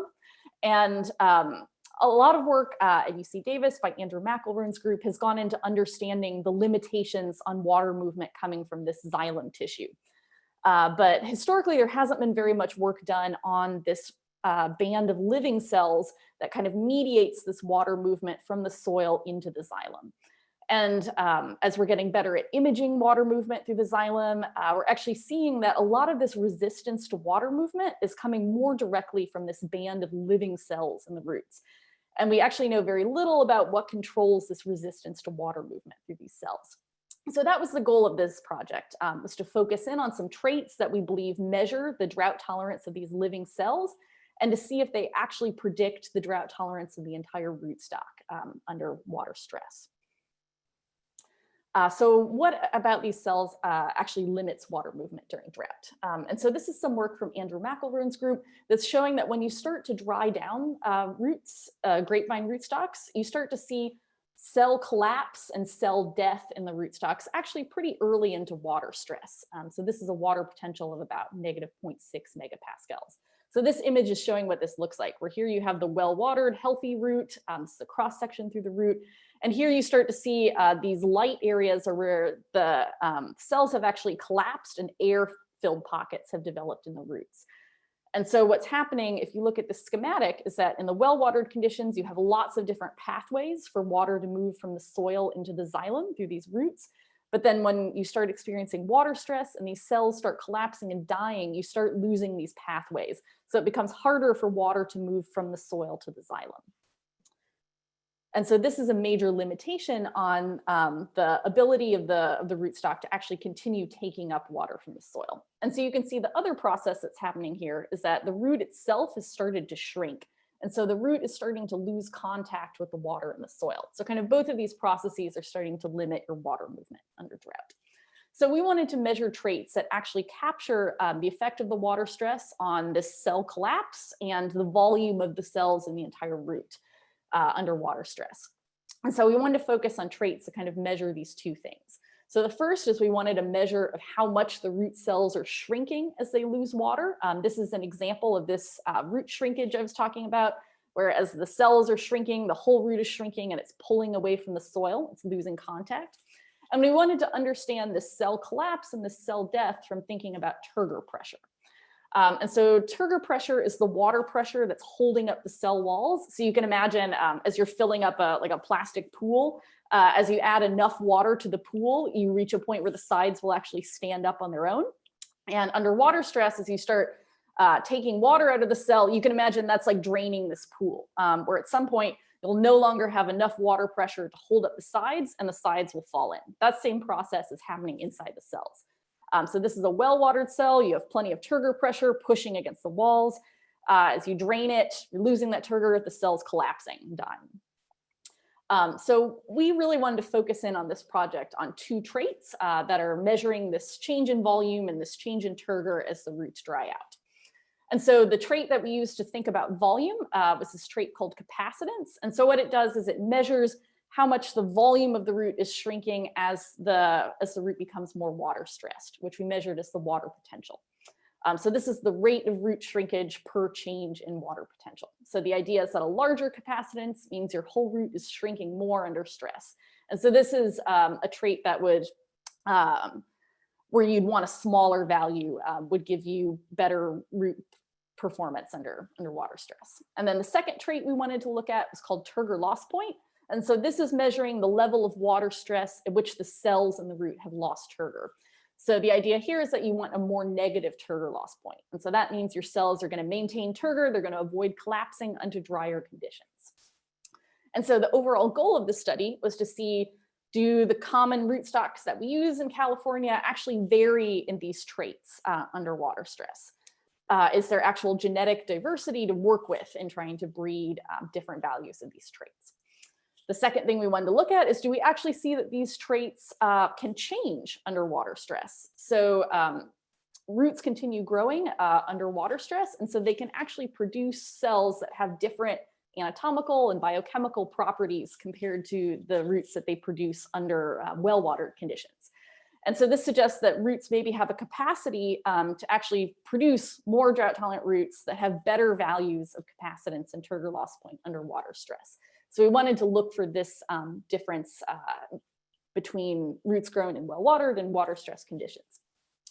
We wanted to then look at whether these traits are actually related to how well the grapevines perform under water stress. Do we actually see that these traits help the plants maintain water uptake from the soil and photosynthesis, even though they're water stressed? And then finally, a lot of the rootstocks that we use have been categorized as drought sensitive or drought tolerant based on how they perform in field conditions. So we wanted to see whether these traits that we're measuring in this experiment actually capture the drought tolerance in field conditions. And that also gives us an idea of whether what we screen in the greenhouse is actually something that's informative for thinking about the field. So that was the goal of this study. So what we did is we selected 8 rootstocks that vary in this viticultural field drought tolerance based on field trials. We grafted them onto the same scion, which was Chardonnay. So we had 4 varieties that we expected to be kind of more tolerant. This is 110R, 140 rupestris, Ramsey, 1103 Paulson, and then 4 varieties that we expected to be more drought sensitive based on field trials. So 420A, 10114, Riparia, and 5C. And so we conducted this experiment as a greenhouse experiment to really control the amount of water stress that we imposed on all of these different rootstocks. And we subjected them to a 4-month-long period of drought and well-watered irrigation treatments. So this is an example of what the experiment looked like at the end, so you can see how large the vines are. And so we weighed and watered the pots regularly to maintain the different treatments at a really constant level of water stress. Where the well water treatment was at 100% of the soil water content, and the dried plants were at 40%. And so this is an example of what that looked like. The dashed line is indicating the start of the experiment. The blue is indicating the well-watered relative water content of the pot, and the black is showing the drought-stressed plants. And so over the course of the experiment, we destructively harvested the plants to measure these root traits. And then for the vines that remained living, every 2 weeks, we measured their gas exchange in terms of their stomatal conductance and photosynthesis, with the idea that the more drought tolerant plants would be maintaining this gas exchange and carbon gain under the dry conditions. We measured the level of water stress in the plants for water potential, and we also measured the evapotranspiration as the difference in weight in the pots. And so this is an example of what this looks like, where the dashed line is showing the start of the experiment. The blue lines are well watered, the black line is water stressed. And so this is an example of a trajectory of stomatal conductance and water potential measurements for the 10114 plants. Okay, so what did we find? So the first thing we found is that the commonly used rootstocks in California do actually vary significantly in these traits. So here we're looking at, this is the turgor loss point on the left and the capacitance in the right. The blue bars are showing well watered, the gray bars are showing water stressed. And so if we just focus on one of these conditions, like for example, if we focused on the well watered condition, you can see that the turgor loss point is varying about 3-fold across the different rootstocks. We can also see that capacitance varies about the same amount across the different rootstocks under the well-watered conditions. So this is positive. It suggests that if we're trying to breed rootstocks with different trait values, we actually have a lot of diversity to work with in the rootstocks that we have. So the other interesting finding from this comparison is that the rootstocks actually had a lot of capacity to change these traits just by exposing them to water stress. So what most of the rootstocks actually did is they changed these traits to improve their drought tolerance under the dry conditions. So just looking at 420, this is something that initially the cells lose turgor and they collapse under pretty high water potentials, so pretty early into drought. But then when you look at the same rootstock grown under water stress conditions, it's really changed this trait so that now it's not losing turgor and the cells aren't collapsing until you're much more stressed. And so this was also a pattern in the capacitance. For example, looking at 420, as you started to stress these plants, they lost a ton of water volume. They did a lot of shrinkage away from the soil. That's what this high capacitance is showing. But then the new roots that were grown under the water stress conditions actually really changed their anatomy, so they weren't losing nearly as much water for the same amount of water stress. And so kind of the other interesting finding from this is that the relative ranking in how drought sensitive or tolerant the rootstocks are based on these results really changes a lot whether you've exposed them to well-watered or water-stressed conditions. So this has implications for how we screen these things under future kind of breeding work. And so how does this actually kind of translate into the performance of the plant under drought? And so we found that the rootstocks that had less root shrinkage actually maintained more gas exchange during drought. And so that was the trait that was really the most important for thinking about drought tolerance. And so this is showing the average stomatal conductance for each rootstock over the whole experimental period, where each point is a different rootstock. Blue is well watered, black is droughted. And so we didn't find a relationship between turgor loss point and the stomatal conductance. But we did find a really strong relationship between this capacitance or this shrinkage and stomatal conductance, where the rootstocks that had less shrinkage in the roots actually maintained greater gas exchange under drought. So that's kind of these plants, these rootstocks up here had less shrinkage in the roots and were able to keep their stomata open under the droughted conditions. And so this is also looking at this pattern with photosynthesis, where again, we see there's not much of a relationship between the turgor loss point and the photosynthesis.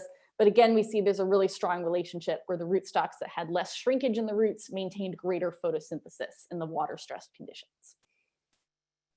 And so this is where it gets complicated, where how does this actually translate into what we've seen for how the rootstocks are performing in the field in drier conditions. And so the DS is showing the rootstock varieties that we expect to be drought sensitive. So this is things like 420A and 10114. Drought tolerant is showing the rootstocks that we expect to be tolerant, like 110R and 1103 Pulsin. And so the blue bars are showing the traits that we measured in the well-watered conditions. The gray is showing the traits we measured in the droughted conditions.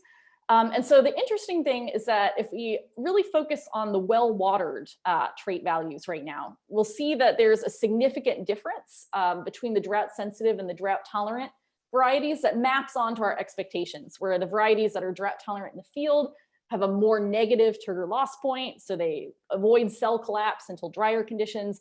They have less shrinkage in the roots under water stress, but only in the well-watered conditions.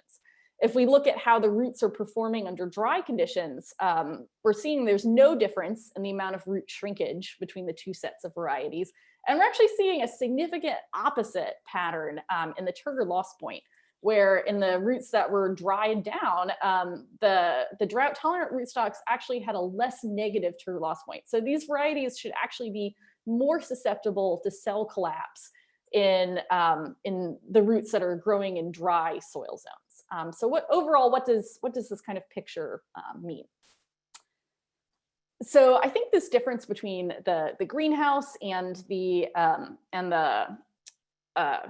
field results is coming from how we think about the variation along the soil zone. And so potentially we're seeing that roots can be, we can see that roots can be adaptive at taking up a lot of water from wet soil zones, or they can be adaptive at taking up water from dry soil zones, but you can't necessarily be good at both these things at the same time. So what I mean by that is that when we think about the pot experiment, kind of the whole rooting zone is being exposed to about the same level of water stress. So we see that adjusting the roots that are maybe at the top of the soil and adjusting the roots that are at the bottom of the soil is a good thing for the entire root system, where preventing this cell collapse, preventing this root shrinkage is benefiting the whole plant under water stress. But when we think about roots that are growing in field conditions, you might have roots up at the top of the soil that are very water stressed, and then you have roots at the bottom, deeper in the soil, that are really not very water stressed. And so you have kind of the two different trait values going on here, where you have the capacitance in the well-watered conditions and you have the capacitance in the water-stressed conditions. And so we're seeing that when we look at the results from the roots that are grown in the field, that what's really important to predicting how drought-tolerant the rootstock is are these traits that are measured in the well-watered conditions, which kind of makes sense that if you're a rootstock and you have an enormous amount of soil volume to work with out in the field, it makes sense that you want to be better at maintaining your water uptake from areas of the soil that are maybe only mildly stressed than areas that are really severely stressed, because this is where most of the water is. So we actually maybe don't see that much of an effect of this ability to improve your drought tolerance under water stress in rootstocks that are growing in the field, because they don't bother with that dry soil. They instead invest all of their resources into taking up water in these wetter zones. So what about this result that we actually saw that the drought tolerant rootstocks seem to do less adjustment in their trigger loss point under water stress. So I think what's going on there is that maybe we have a mechanism where sacrificing the roots in the dry soil is actually helping that rootstock improve water uptake from the wetter soil. Where this is coming from a process called hydraulic redistribution, where if you have one root that's dry, you have another root that's wet, that dry root can actually pull water up from the wet root. And so that can actually help keep that root in the dry zone alive longer in dry soil. So Dave Smart in the department did a lot of work on the importance of this. And he showed that that was a really important mechanism for kind of keeping these roots in the dry soil alive for longer. And so it's always been assumed that this is a positive thing, that you want to keep these roots in the dry soil alive. But one possibility is that that's actually kind of a waste of resources for the plant. So your root respiration can account for up to 70% of the photosynthesis of your grapevine. So actually a strategy where you dump these roots in the water stressed conditions might help to concentrate more of your carbon and your water resources on your root growth in the wet soil. Then maybe what the drought tolerant rootstocks are doing is they're not saving the turgor or preventing root collapse in these water stressed roots, because this is actually part of a program to kind of dump off non-productive roots and increase your root growth in wet soil. And so we can actually see a little bit of evidence for that when we compare like one of these sensitive rootstocks and one of the tolerant rootstocks. And so this is showing the amount of root growth after a drought once you've rewatered the rootstocks. And so the drought tolerant rootstocks like 110R immediately put out a large amount of new root area. So that suggests that maybe this idea of dumping off the non-productive roots is part of an overall strategy for increasing your root growth in productive zones. So future directions for this work is I'm really interested in continuing to think about this strategy of dumping the roots. Do we actually see that this is a better strategy in keeping the roots functional? And under what environmental conditions is this actually an improvement? Does this depend on the soil type or the irrigation management? Because one of the interesting points is that this water stress drier zone up at the top of the soil is actually where most of your irrigation directly comes down. So maybe there's some kind of balance between conditions where you want a rootstock that really readily dumps these roots and conditions where you want a rootstock that holds on to them and keeps them alive. So maybe there's a way we can develop rootstocks that are kind of intended for both of these different conditions. Oh, I'm sorry. Apologies. Sorry about that. Oh, okay. All right. And so one of the other questions is, how do we actually improve on these trait values? So how do we select for rootstocks that have better capacitance values and turgor loss points? And then finally, I want to look at, we really focused in on this very narrow band of living cells to understand their traits, and how can we coordinate these traits with other aspects of the root that we know are important to rootstock drought tolerance, like this increased growth, these xylem characteristics. How can we kind of combine all of these different areas of research to develop rootstocks that are really strongly improved in their drought tolerance? So with that, I want to say thank you so much for coming. I want to thank the American Vineyard Foundation for their support for this project, the department and the College of Agricultural Sciences, and my collaborators on this project. So thank you so much. I'm really happy to take questions. Thank you, Megan. Let's see, Caroline provided your email address in the chat, and I'm not seeing any questions at the moment, but that doesn't mean they won't be coming up. So I think with that, maybe we'll wait on the questions till after the other speakers, in case someone types one in a little bit, and we'll move on with Kendra as our next speaker. Hi there, can you see me and hear me? Yep, I can. Right. Hello. Hey there. Do you want to do the share screen? Yes. Always the fun part, right? I know, no matter how many times I do this, I always get a little nervous. Okay. Okay, can you see my presentation with the first slide? Yep. Great. All right, so our next speaker is Kendra Baumgartner. She is a research plant pathologist with the USDA and Agricultural Research Service, and she's also in the Department of Plant Pathology. And the title of her talk is When Trunk Diseases Spread and How to Prevent Infection. Thanks so much for inviting me to take part in this webinar. I really appreciate it. Thank you. I'm going to start my my countdown here to 20 minutes. Okay, so with the short format, I'll just jump right into it. First, I want to mention that, trunk diseases cause chronic infections of the wood. Here you can see a trunk of a vine. Half of it, this discoloration, is a wood canker, and all that wood there is dead. The other half of the wood here is healthy, looks healthy, but some of it's infected. And we don't have a way to cause those infections to go away. And that dead wood, we can't make miracles to make it come back to life. And so the most important thing you can do is to prevent your vines from getting infected in the first place. We have distinct trunk diseases in California. I've listed them here. They each have their own unique symptoms in the canopy, on the shoots, on the leaves, and in the case of Esca, also on the fruit. But they do share some symptoms in common. For example, the dieback type trunk diseases, this includes Botryopsferia dieback, Phomopsis dieback, and Eutypa dieback. These all kill spurs.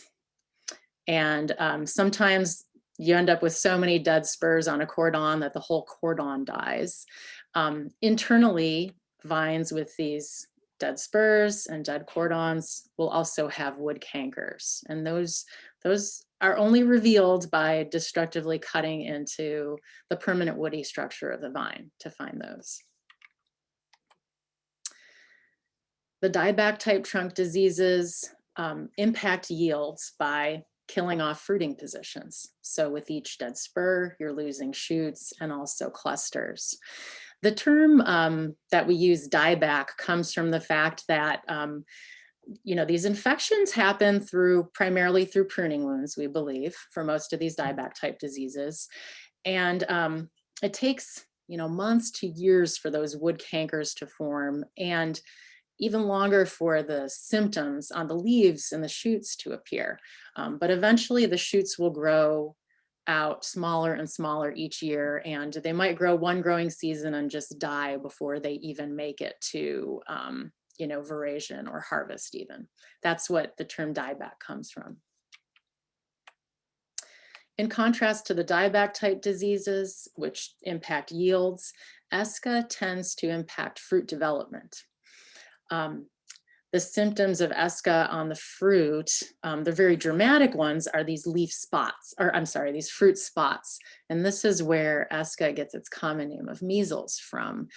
These aren't fruiting bodies. They're black spots that are thought to be due to toxins that the pathogens make where they reside in the wood, and the toxins get carried out to the shoots. The fruit spotting symptom isn't quite as common, though, as just improper ripening. This is a cluster that I took this photograph. It's visibly not ripe. It should be ripe. This vineyard was harvested not long after we visited it. Even though the clusters may look ripe in some cases, all of the standard measures of fruit quality, like Brix and TA, will be off. As will the phenolic compounds that are when the wine is eventually made. And so those are some of the damaging features of Esca. The toxins that are responsible for disrupting fruit development and also causing those fruit spots can cause very unique leaf symptoms on vines with Esca. They can be extremely variable from vineyard to vineyard, but they always have some component of scorching, either in between the veins or also on the edges of the leaf.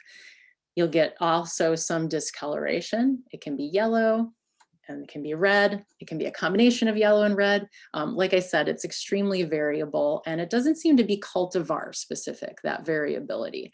We think that the high levels of variability in symptom expression with ESCA come from exactly which pathogens are in the specific vineyard, which combination of them. ESCA symptoms typically appear on the leaves in July, or it can be closer to harvest in some regions, in some vineyards. They are very isolated to individual shoots that grow out of the same spurs or the same side of the vine. And that's because the shoots that are symptomatic are linked, so to speak, with the wood that's infected by the pathogens. You'll have perfectly healthy looking shoots on the same vine, is what I'm trying to say. And just because you see these leaf symptoms doesn't mean you will also see the fruit symptoms. There's a lot of variability in the fruit symptom expression. And by fruit symptom, I mean the spots. Speaking of spots, one of the wood symptoms that ESCA can cause are these black spots visible in cross-section of spots. You can also find a wood decay, which are caused by a different group of ESCA pathogens. And then sometimes you can see both the decay and the black spots. And if you're looking for samples that you want to send to a diagnostic lab, it's these wood symptoms you really want to gather up and send off to the lab. If you're very concerned about identifying the exact species of fungi that are causing the trunk disease in your vineyard. Personally, I would say that, right now, knowing the exact species doesn't matter so much, especially because the techniques I'll talk to you about in a few minutes, we kind of have a blanket assumption that they work quite similarly for all of the trunk diseases. At this point, that might change with further research. So right now we don't have kind of very good prescriptions, so to speak, for certain trunk pathogen species, although that might change someday.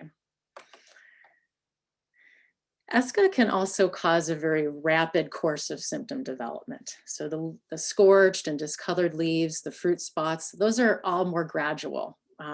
Vines with those symptoms will get gradually worse in terms of vine capacity and symptom expression over time. Occasionally, though, ESCA causes what's called apoplexy, where within a week, the entire vine will wilt and die. This can happen on different vines in the vineyard that never showed the other symptoms of ESCA. It can happen sometimes on the same vines. Apoplexy is usually associated with our first very long week or so of hot weather in the summertime, typically in mid to late July. Another trunk disease is young vine decline, and it's partly caused by the ESCA pathogens in combination with a root disease. It used to be called cylindrocarpon root rot. I listed here at the bottom of this slide. It's also commonly known as black leg or black foot.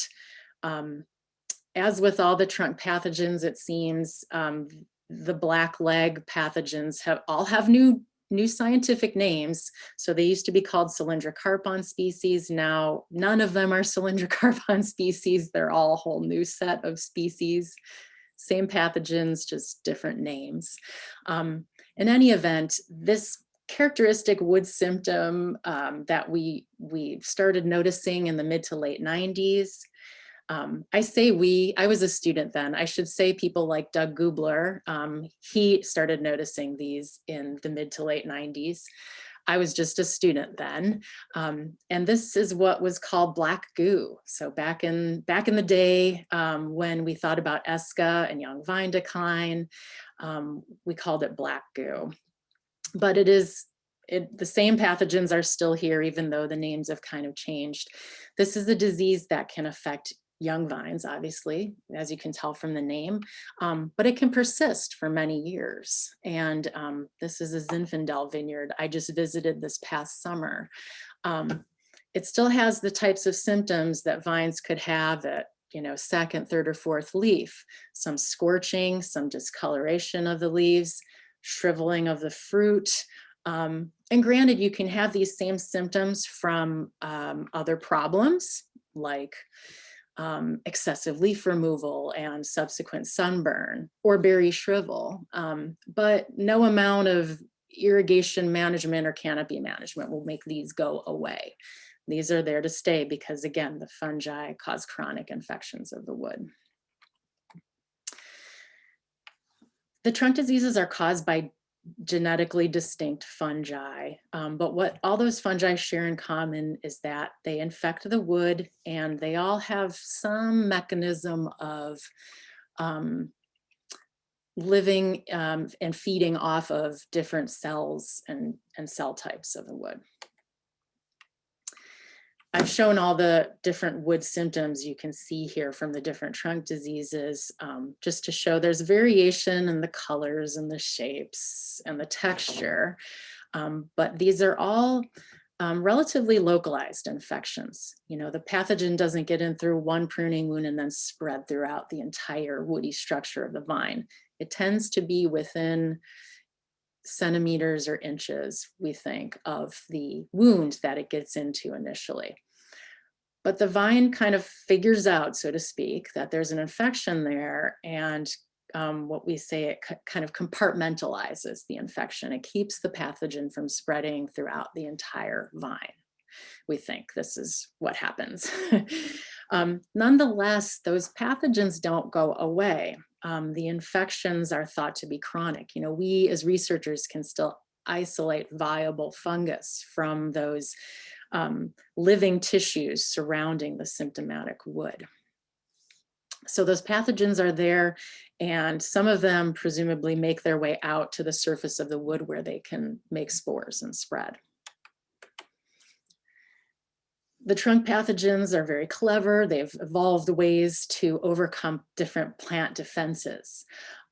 One of the plant defenses is to saturate or increase the production of phenolic compounds that the plant can make in infected wood. And for some of the pathogens, it curbs their growth, keeps them from, it might not kill them outright, but it might make it so hard for them that they just kind of stop growing.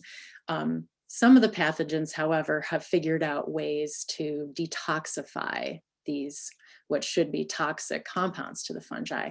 And I just show as an example here, Neophusicoccum parvum. This is one of the Botryopsphaeria dieback pathogens. We have it growing on a Petri plate on the top that's amended with gallic acid, which is a phenolic compound that's a component of tannins. And here we have a plate without, and you can see the one with the gallic acid has lots more fungal growth on it. Neophusicoccum parvum has figured out a way to either detoxify the gallic acid or metabolize it somehow. And also this fungus, Eutypa and some of the other trunk pathogens can enzymatically degrade the wood and use it as, they're actually wood decay fungi. They can use it as a source of nutrition. Trunk diseases spread by spores, but those spores, depending on the pathogen, have different modes of dispersal. They all require rain or some level of humidity. You know, we don't have exact climate models for spore production or spore germination or infection like we do for grapevine fungal diseases like powdery mildew of grape. But we know that rain is important for the spores to be produced in the first place. Depending on the fungus, some of them are dispersed by rain, others by wind, and others we find in the soil. They can originate from infected vines right in the same vineyard, in other vineyards, and even from other hosts. For example, certain tree crops like cherry and apricot also host Eutypa. Almonds and to a certain extent pistachios also host some of the same Botryopsphaeria dieback pathogens as grape. And so we could, you know, theoretically expect some infection roots among these different crops. Also, some native trees host some of the same pathogens. I would say that the exception to this Other alternate host phenomenon is ESCA. The ESCA pathogens seem to be particular to grape. The infections by these spores, the spores land passively on wounds, and pruning wounds are what we think are the main infection court. Although you could expect that wounds from mechanical harvesters and also even from field budding and other grafting activities could be entry points. Just to give you a sense of how these fungi look in the field, this is a cane with some of the fruiting bodies on it, and I've shown here a Sharpie for scale. They're really tiny black dot type fruiting structures. They're hard to find. And for the fungi that make rain dispersed spores, I'm going to show you a Petri plate of these because I don't have a good photo of a woody tissue with the black spots on it. But this is what they look like in 3D. With rain or with enough humidity, the spores ooze out in a sticky mass. And any rain droplet that hits that then bounces away and the spores then stick to whatever they land on. I've listed different inoculum sources, and I say they're in no particular order at the top of the screen here because whether it's by spreading within a vineyard where there's infected vines or spreading by nursery stock, we don't know which is most important for any of the trunk diseases. These are all just different possible ways of spread that I've listed. The Botryospheriae and Phomopsis dieback pathogens make rain dispersed spores. Some of them might also make wind dispersed spores. We don't know for sure. So that means that they have a very spatially limited distance of dispersal. But nonetheless, they can be very damaging because if you have like one infected pruning wound on a vine or one infected spur, you can imagine that rain splash to the neighboring pruning wounds, there'd be a high chance of that. Eutypa dieback spreads by wind dispersed spores. And some of the ESCA pathogens have been detected in soil. We don't know how important that is in their spread though. Nursery stock can get contaminated in different ways. We don't know which way is most important or even how frequent contamination is. But we know that the spores could stick like they do in vineyards to the surface of dormant cuttings. And then when those are to dormant canes, and when those canes are cut up into cuttings, inadvertently contaminated material could be brought into the propagation process. And then after cuttings are grafted and bench grafts are planted out and rooted in the field, the graft union itself is a wound. And some of the trunk pathogens have been detected in and around graft unions. So those are all possible ways, although we don't know which is most important. To prevent infection, Doug had been talking about this for many years, and these practices are still the best bet for what we know to do, what science tells us to do. and growers use these practices. So I want to encourage you all to, if you haven't done so yet, please do so. Pick a preventative practice and stick with it. One approach is to delay pruning or use a modified version of that called double pruning. Another approach is to instead put on a protectant like a fungicide or a biological control after pruning. Just to briefly talk about pruning wound susceptibility, we don't know exactly how all of the important aspects of the natural wound healing process are. We know that temperature is involved. We know that time is involved. So studies that have been done with controlled inoculations after pruning in different months of winter with Botryospheriae and Eutypa dieback pathogens show that the wounds stay susceptible for the longest early in the dormant season, and that period of pruning wound susceptibility gets shorter as the dormant season goes on. So thus, we recommend you not prune early in the dormant season and instead prune later. This has been shown to be the case for some of the Botryospheriae and Eutypa dieback pathogens. Keith Escalin showed that this was not the case for all the escapathogens. Some of those wounds stay susceptible long into the growing season. We assume in California, though, that because we don't have rains all summer long, like some parts of Europe do, for example, that those wounds aren't quite as susceptible as to infection. But that might not be the case every year. And then for Phomopsis dieback, we don't really know when the highest period of pruning wound susceptibility is. There are a number of protectants that have been evaluated and shown to be effective against more than one trunk pathogen in replicated studies. And I've listed them here. Again, this isn't meant to be endorsement. I'm not paid by any of these companies to say this. I'm just kind of summarizing the literature. And there's been less literature published on organic materials, and I've listed them here just to bring up a few points.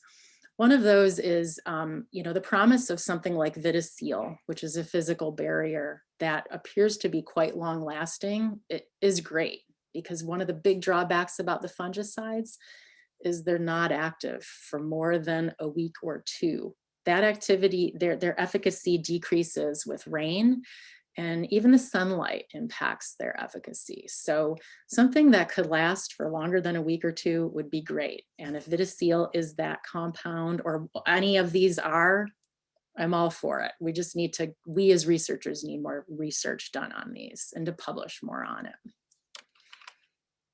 I'm going kind of faster in the interest of time. I want to show this slide.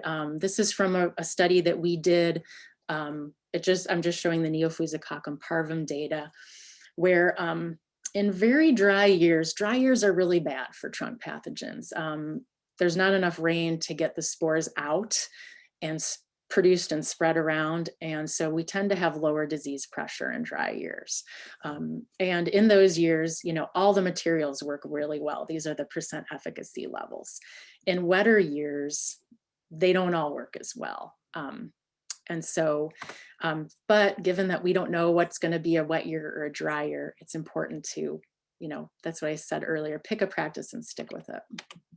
Lastly, I just want to mention trunk renewal, or also known as vine surgery. This is a technique that we recommend for vines that are already infected because you can utilize their fully developed root systems.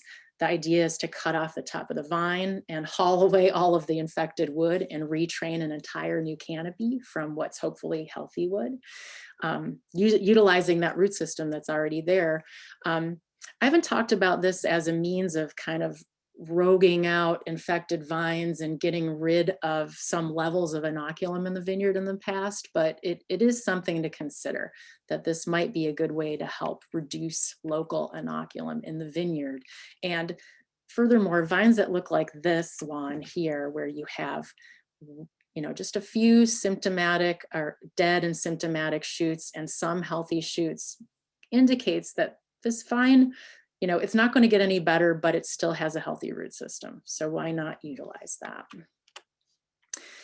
We've worked with some farm advisors during the pandemic. This is one of our lab projects while we were all stuck in our home offices as a lab to try to develop Spanish materials, things that are for people who are Spanish speakers who work in the vineyards. And one of these is a trunk renewal poster that I'm going to try to be distributing this coming winter. And with that, just to summarize, prevention is important. Trunk renewal could also complement preventative practices. And here are funding sources. And if you want to reach me by email, I know there isn't a lot of time, please don't hesitate to do so. Thanks very much. Thank you, Kendra. There are a few questions in the Q&A. So actually, if you want to answer some of those as we move on to the next, can you see those? I see the, there are 3. And if not, we can always, yes, I see them. if you want to answer this, but there is one in the chat, which I thought is an interesting question that you might want to answer, which is, with all the fruit that was left on the vine this year, as it was not picked, will this dried out fruit hold more disease? And so is it better to still prune later, or better to get off the vine sooner?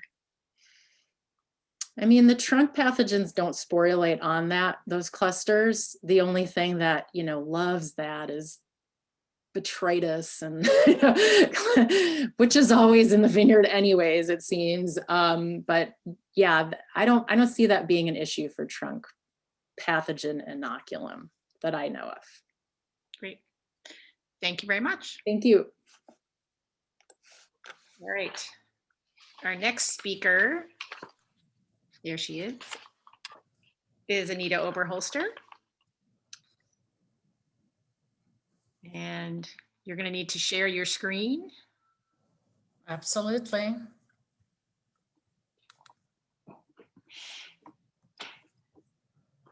No.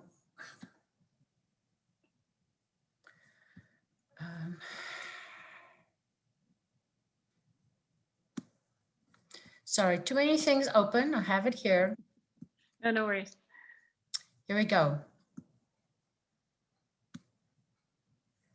That looks good. All right. So our next speaker is Anita Oberholster.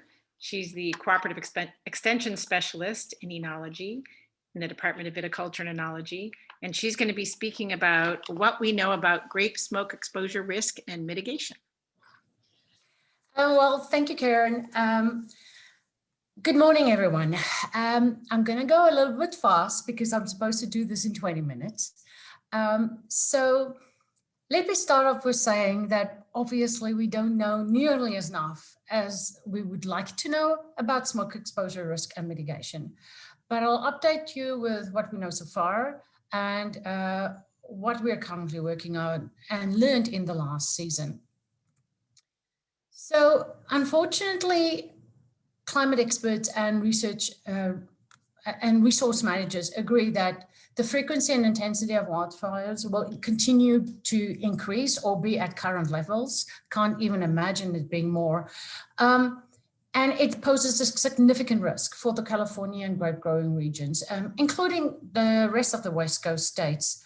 The risk is mainly that the persistent exposure of grape smoke exposure will result in a decrease in the value of wine grapes and the quality thereof, and also the subsequent wine. So we don't actually like to talk about smoke taint. We rather talk about smoke exposure and smoke impact. And the reason for this is that smoke exposure or smoke impact does not necessarily mean smoke taint. You can have smoke exposure and some impact without it actually developing in a taint.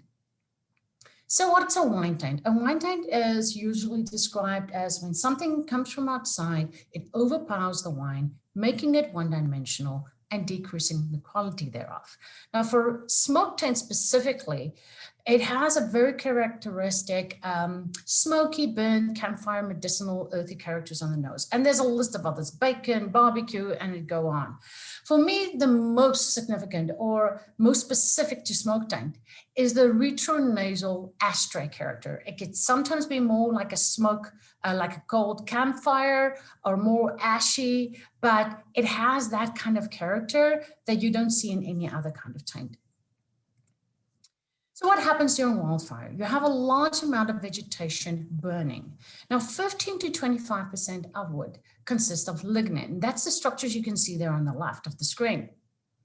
Now you can see that when that burns, it thermally degrades and it gives you small compounds break free. They're volatile and they're called volatile phenols. And there's actually a range of volatile phenols being released. The most well-known one is guaiacol, and that's the structure I've given you there.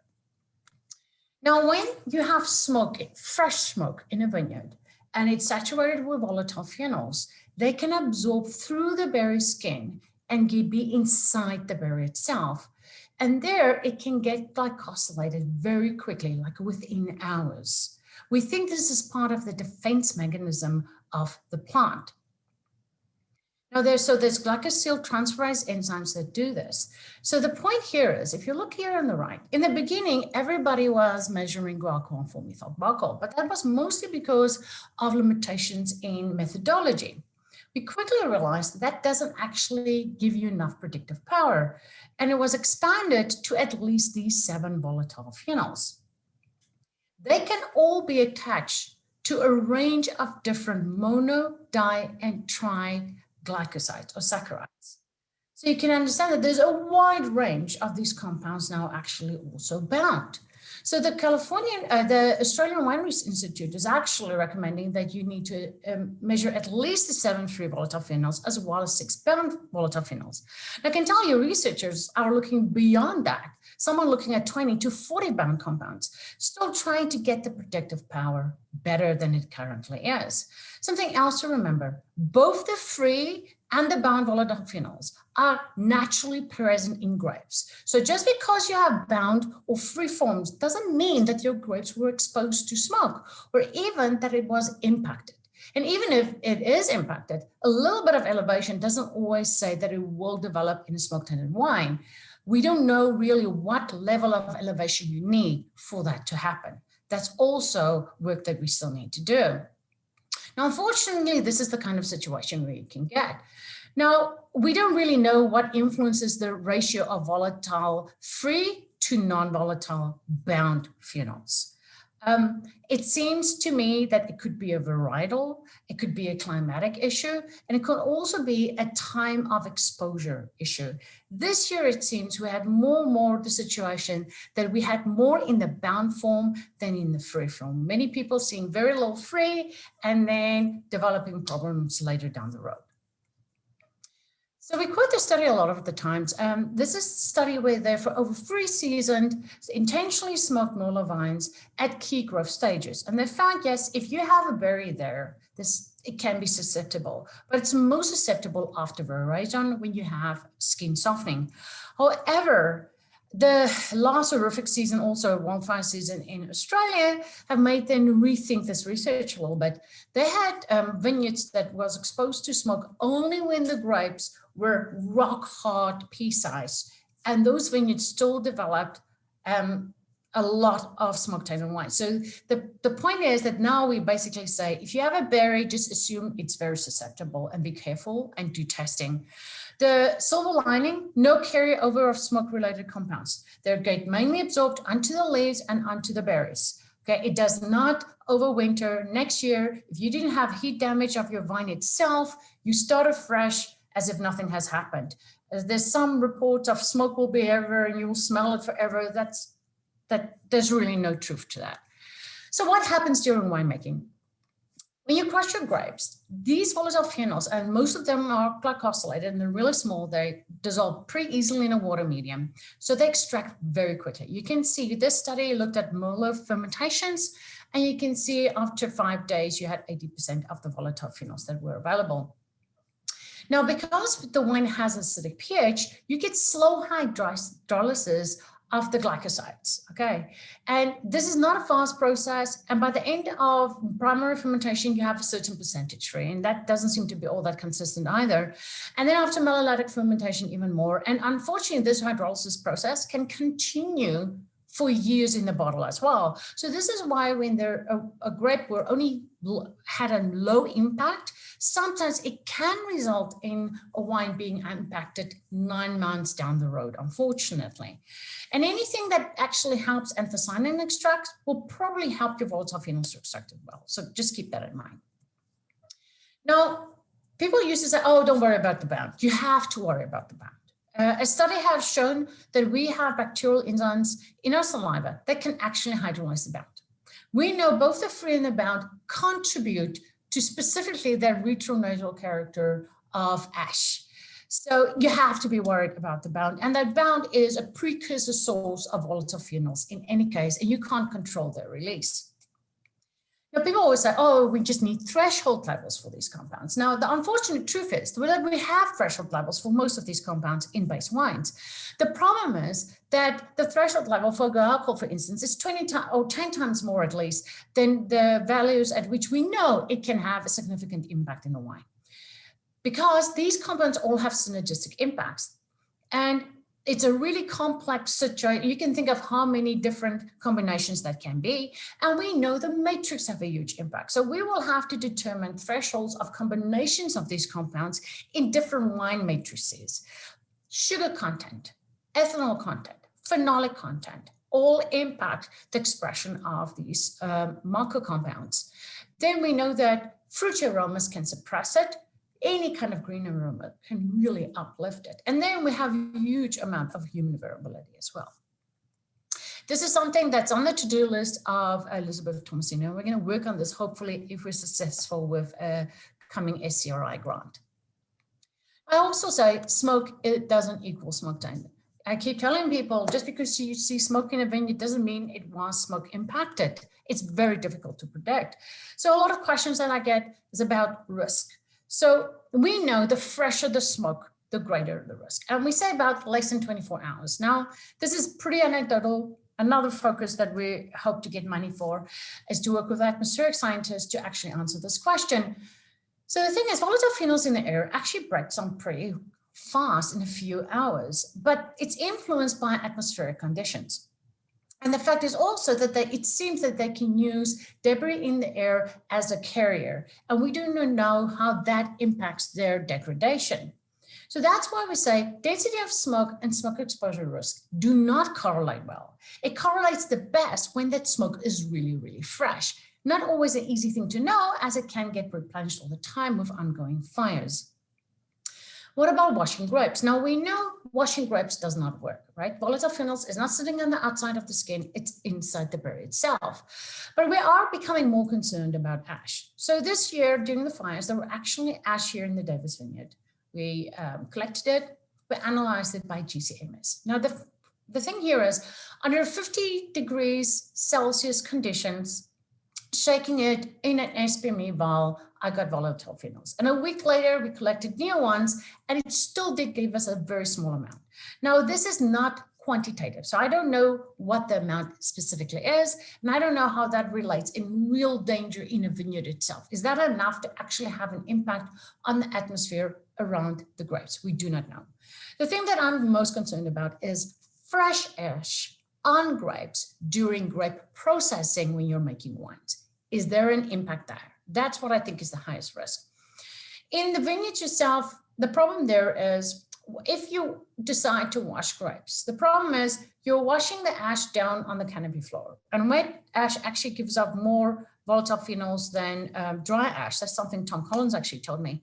So the problem is, are you really helping or not helping? We do not know. And it's things that I looked at during the season as well. And hopefully next year I can give you a better answer.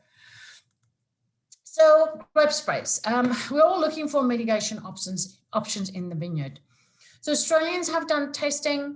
They published a study based on Carlin. I know they looked at others as well, and basically very variable results. Sometimes it works, sometimes it doesn't work, sometimes it makes it worse.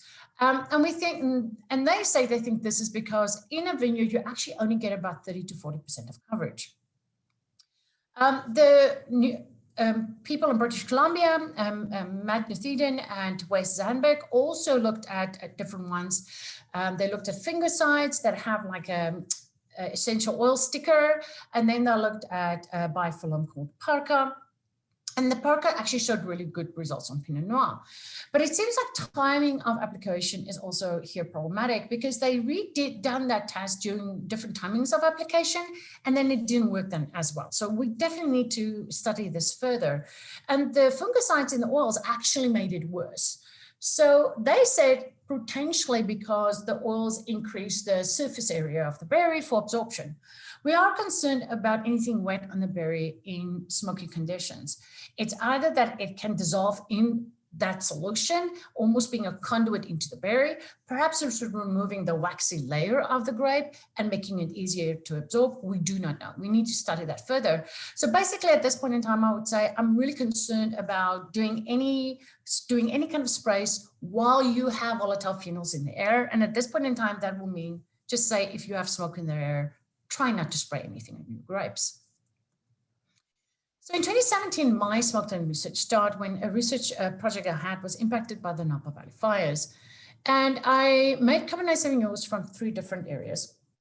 And I investigated all the suggestions then by coming from Australia, but what you can do to mitigate in the winery. Different yeast, different oak and tannin additions, different fermentation temperatures. Also looked at using enzymes and tannin to extract all the colors as soon as possible, press it, and then finish fermentation of the skins. And basically, I'm not going to show you a lot of data. I don't have time. But what I found is basically summarized here in the mitigation options. So volatile phenols extract really quickly. For white wines, we do suggest gentle processing, hand picking if possible. I know often it's not. Excluding mock and rachis. Now, we're not sure about the impact of rachis. This is something, everything with a star is something that I actually looked into this year during the fires. Light pressing, keeping press fraction separate. We know that pressing contains more of the volatile phenols. Looking at finding the juice with activated charcoal if you know that you will be impacted, so that you can build it back up with fruity yeast and other things. You have more winemaking options at that stage than after the wine was made. For red grapes, unfortunately, I have to tell you, some fruity yeast like toasted oak really help to cover the smokiness on the nose, but eventually that ashy character just came back with the wines that I tested this on. So I think it may not be a long-term option, perhaps an option for something that does has a tinge of impact. Making rosé is not always a viable option. And something to consider is it's probably also for only to lower impacted grapes, as rosé have a much simpler matrix. So even though you have less volatile phenols, there's the potential for them to stand out more. Then other people, if they have grapes that aren't impacted, they would do a quick pressing and then use the system of donating skins to finish fermentations, which could really help. In 2018, I looked at different emulsion options. I screened different enzymes, fining options, activated charcoal, molecular and printed polymers. The latter isn't available at in the US for use yet. Reverse osmosis, spinning cone technology. And what I found was basically, firstly, enzyme treatments. I didn't test this, but I just want to tell you, don't even try it in juice. You have way too much sugars there. It totally inhibits the yeast. I only looked at 4 different enzymes. The Australians told me, Australian Wine Research Institute looked at 15 different enzymes. They weren't very successful. They say, I didn't find any that worked even after 6 weeks of reaction time. They found a couple that helped with some of the precursors, but it was very variable. They're not even recommending any enzymes. I looked at fining, reverse osmosis, spinning cone. They all work pretty well at removing the free volatile phenols. Unfortunately, they really struggled to remove the bound. At the most, it removed about 20% of the available bound compounds. Something else to remember, they all lack specificity. So I found that it worked pretty well for the lower to medium impacted wines, but the wines that were highly impacted, it just stripped the wine and let the smoke stand out even more. Flash done, people ask me about this. It's really only masking. It removes very little of the free volatile phenols if you don't add the flash water back. And it's just masking because you have such a large amount of phenolics and color and fruitiness that you're extracting. I do not know how long this masking lasts, however, the conditions is not enough to hydrolyze the bound. We hydrolyze the bound by using 100 degrees Celsius for an hour with a pH 1 condition, just to give you an idea, and then it still doesn't hydrolyze everything. So how did we determine smoke down risk? Now, the best thing would be to determine baseline data for each variety and then determine what is elevated and how much it needs to be elevated in every specific wine style matrix to potentially result in a smoke impacted wine. Now, what the Australians did is they, for the 12 main varieties, they went to several regions over 4 seasons, because there's definitely seasonal impact as well, and they got baseline data. So when you do analysis, they give you your results on the background of baseline. So this is the graph here. If you look at this, you can see. So if your sample, this is the dot, is the results from this specific sample, is like middle baseline and below, your risk is basically nothing. Okay, it's never 0, but it's basically nothing. As soon as you start going to the higher level, and the more you go high baseline, you start getting in the low risk zone. And if you start going above baseline, definitely high risk. Why you can still be a risk even if your baseline is because you can see this huge variability. So you may be in a region where it's actually lower naturally and the elevation was enough to result in a problem, even though it's still baseline. So this is, this is what we need to do. This is to minimize that maybe not region, the gray region. The Australians still have those regions too, but ours are bigger because we do not have baseline data. So we say, take a sample as close to harvest as you can. Those that have taken samples this year, I know it's extremely expensive, but if you can, to get baseline data will be so helpful for you for next year to interpret your data until we try to get the funding and we need the time to develop baseline data for California and the US as a whole in reality. And we're really trying to work on this. This is why even the Australians are basically recommending doing small lot fermentations. And obviously the larger the sample, the more representative. Why? Because your sensory tools are actually very, very accurate and very, very sensitive. We can taste the free and the bound. Also, if you make the wine, some of the bound gets released in the free form. And if you're only analyzing free, it will make it somewhat more accurate. Yes, it's only going to show you what the wine would potentially look like after primary fermentation. So medium to high risk, you're going to pick up. Unfortunately, really low risk, you still may not pick up, and it may still only show itself after malolactic fermentation or even later. Something to remember if you do sensory evaluations. A large proportion, much larger than I thought, this is based on the Australian data, 20 to 25%, they found aren't even sensitive, very sensitive to smoke tones. So obviously you don't want those people in. If you have a panel, objective panel to evaluate your wines to determine impact. So this is why you need a heavily impacted wine to screen people to make sure they're sensitive. I personally say you also need a control where it's not impacted, because I see people seeing smoke everywhere, even when a wine isn't impacted. Then carry over. You need to wait 2 minutes between samples. If you tasted the impacted wine right now, everything else will taste impacted until the saliva in your mouth have time to replenish.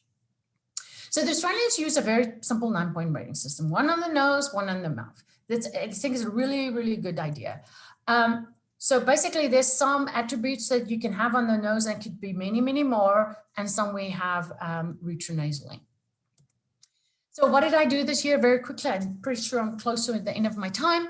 We did a lot of, the Australians didn't seem that they developed the bucket fermentation protocol, but it doesn't seem they did an extensive lot of tasting until this year in bucket versus larger scale. So we did a lot of really micro in French presses, you can see it there, and bucket fermentations and related to our research and larger scale winemaking. How well does it predict? And we tried to speed this up and simplify this so that people could hopefully get results quicker and not having to wait a week or 2 weeks before they can even taste it, because it needs to be dry by the time you taste it, because sugar can really camouflage the smoke impact. We did this for 13 different varietals, 5 different regions. We hope to go back next year and do baseline data, and hopefully have money to do that. Then also what I did this year, I looked at washing versus no washing for ash. We did it on Torrantes, a Cabernet Sauvignon here. We did it also including Racus, doing whole bunch pressing and also whole cluster pressing, as well as including Racus when we fermented the Cabernet Sauvignon. We looked at fining in the juice versus in the wine. We looked at rosé, press fractions, and we also accepted a lot of, as much as I could, gifted grapes that were highly impacted and not being packed. Thank you very much for all those offers. And we made a reference wine, hopefully, that when we one day can meet in person again, can't wait for that day, I really would like to start training people on how to assess smoke impact. I know that was really very difficult, especially for grape grower. They really do want rather a number than having to trust his own tasting, something that's not somebody not familiar to having to taste wines all the time. So we want to get people to have perhaps regional panels. This is what the Australians are doing, and it's working very well. Funding, we're having this SCRI grant. Hopefully if successful, we can start in 2022, just if people think that solutions is going to be tomorrow. We're going to focus very much on smoke exposure risk assessment, looking at atmospheric data and cheap sensors on how we can relate that to actual risk in the vineyard. Also, we have 2 specialty crop block grant program grants out there. And then we're also working through appropriations bill to get more money to do specifically baseline data and for equipment needs. And there is still many, many other things that we can't cover under this. So we're always looking for money. Take home, smoke does not equal smoke taint. Smoke taint marker analysis have really limited predictive capacity. It's the best we have. We still have to do it, but we're trying to improve on it. And unfortunately, at this point in time, there's very little mitigation in the vineyard, very limited mitigation in the winery. Amelioration options are there. They do work to a limited capacity. It will impact your overall wine quality. We are looking at developing amelioration techniques that will be more specific. And, you know, and it really does work the best if you have only limited treatment needed, or you can blend away the wine afterwards. Thank you very much. These are the sponsors I have so far that's helped my research to get to the point it is today. Thank you very much. Thank you. I'm going to stop sharing my screen. Thank you, Anita. There are a couple of questions in the Q&A. You can either answer them during the Dave's presentation, or we can answer them afterward if you think it's better that you answer them live. And Dave has already shared his screen, so I'm going to do the introduction. We're going to try to keep on time and finish up by 12:45. So our last speaker, but certainly not least, is David Block. He's a professor and the Sands Department Chair for the Department of Viticulture and Enology, and he has a joint appointment as well in the Department of Chemical Engineering. And he's going to be talking about developing tools for predicting and optimizing phenolic extraction during red wine fermentations. So I'm going to mute and let him speak.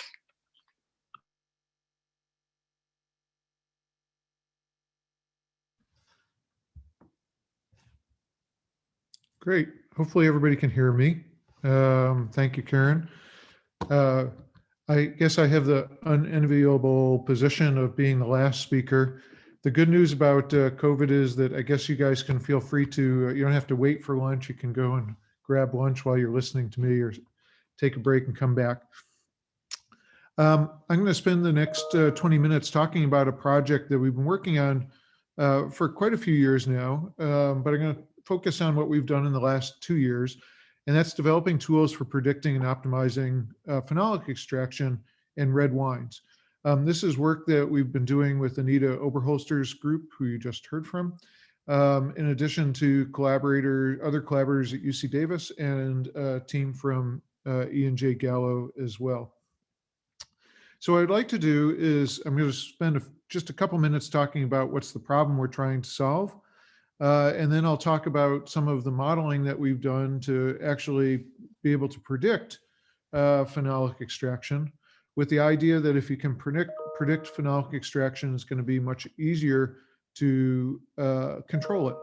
And then I'm going to do some case studies, talk about a couple case studies where I try and illustrate how the modeling could be used to optimize your processing. How do you get the phenolic profile that you're shooting for in your wine when the grapes come in and you have to decide what to do with them?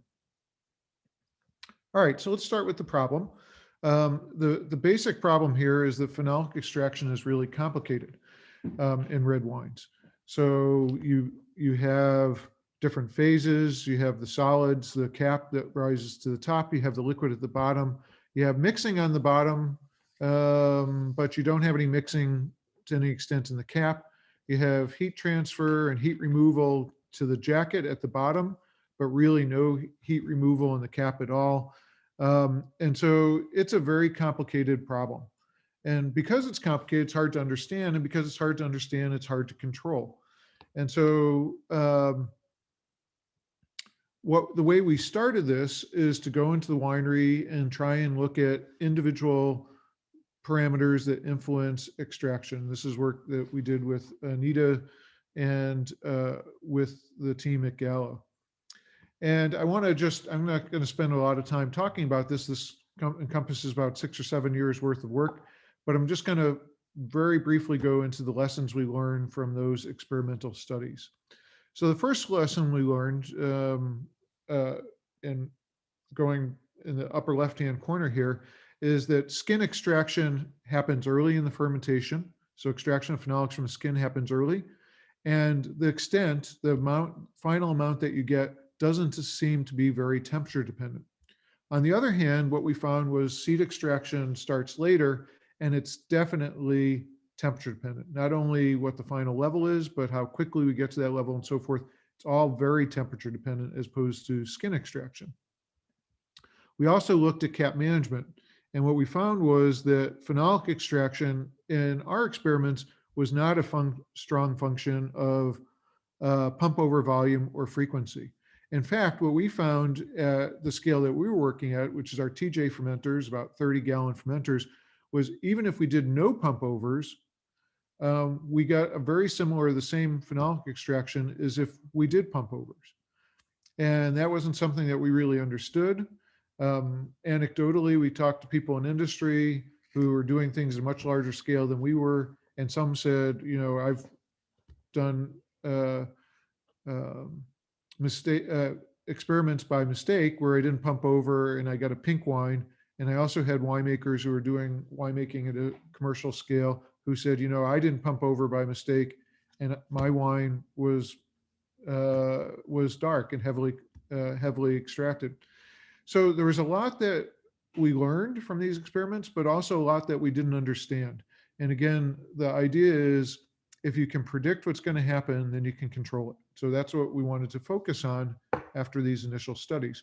So about 2 years ago, started working with not only Anita, but a PhD student in my lab at the time, Conrad Miller, who started to model what was going on in a red fermenter. And so this model, the first thing that we wanted to do was to come up with a model, because we knew the extraction, all the various parts of extraction were going to be a function of temperature and ethanol concentration. At least that was the hypothesis, and I think that's proven to be true. And so the first step is, how do you actually predict what the temperature and ethanol concentration are going to look like in red fermentation? Because especially the temperature is not going to be the same in the middle of the cap as it is in the liquid. So what we did was we developed this model, and when I say we, I mean Conrad, and he developed a model using a program called COMSOL, which is able to solve a lot of differential equations at the same time. And we had equation first for yeast growth. This is a model that we developed about 20 years ago, published about 20 years ago for yeast growth. The details of it don't really matter for the purpose of this talk, but this describes how the yeast grow and use nitrogen and convert sugar to alcohol and carbon dioxide. But we also needed to know what the physics going on in every place in the fermenter was. And so we have this equation, which is for mass transfer, this equation, which is for fluid flow and a somewhat compressible fluid. And this equation is for heat transfer. And so with all the equations that here and the equations from the yeast growth model, we could almost model what was going on, but what we need is some of the physical parameters of grape juice and must, which we didn't have. And so Conrad went into the winery and actually measured some of those, like the thermal conductivity of the pumice. So with all of those things together, we could actually start to predict what was going on in a red wine fermentation. So what do we need to do? We need to actually validate the model. So we could actually predict what's going to go on with the model. And this is one of the predictions we did. We did a lot of validation of the model. This is just one that I'll use for illustration. And we did was, this is a cross-section of a fermenter at about a 500-gallon scale. And what we see is the prediction is just prior to a cap management event. This is the temperature. You're going to see higher temperature in the cap, and in the liquid below, a much lower temperature, and it's going to be pretty well mixed. Then we're going to have, if we simulate a cap management event, like a pump over, the heat gets distributed throughout the fermentation, and over time, you see the heat builds up back up in the cap. So that was our prediction, and the question is this what actually happens? So luckily, we had gone through and done a lot of these measurements ourselves in conjunction with Vlad Jernick's lab in Australia, and this is what we had found experimentally. So experimentally, what we found matches really well with what we predicted. So we're very happy with that. And again, we did a lot more validation of the model that I'm not going to show, but we showed that the model predicts ethanol and temperature throughout a red fermentation and over time really well. That allows us to use that model. But that's what, if we want to focus on is phenolic extraction, we now need to add a component of the model just focused on phenolic extraction. So we already thought about the fact that the phenolic extraction is really a function of three phenomena: the release of the phenolics from the skins or seeds, adsorption onto the skins and seeds and all the solids that are there, and desorption, and the reaction to other compounds like degradation of anthocyanins, something that we noticed experimentally. So these are all functions of all these three parameters are at least possibly a function of ethanol and temperature. And so the next step was to come up with a model for that, with the idea that we could then put them together to predict phenolic extraction and red wine fermentations at scale. So this is the model that Conrad came up with for phenolic extraction. Each of these terms, and we're not going to go into the details, describes extraction for a different compound, and we use classes of compounds: anthocyanins, skin tannins, and seed tannins, as we were going through and doing these studies. A lot of these parameters were measured in Anita's lab with one of her graduate students, one of her postdocs. Some of these parameters, and Conrad went through and measured the rest of the parameters himself. So what does the prediction of this look like? We're first going to talk about something that's likely to be fairly well mixed, so a small fermenter.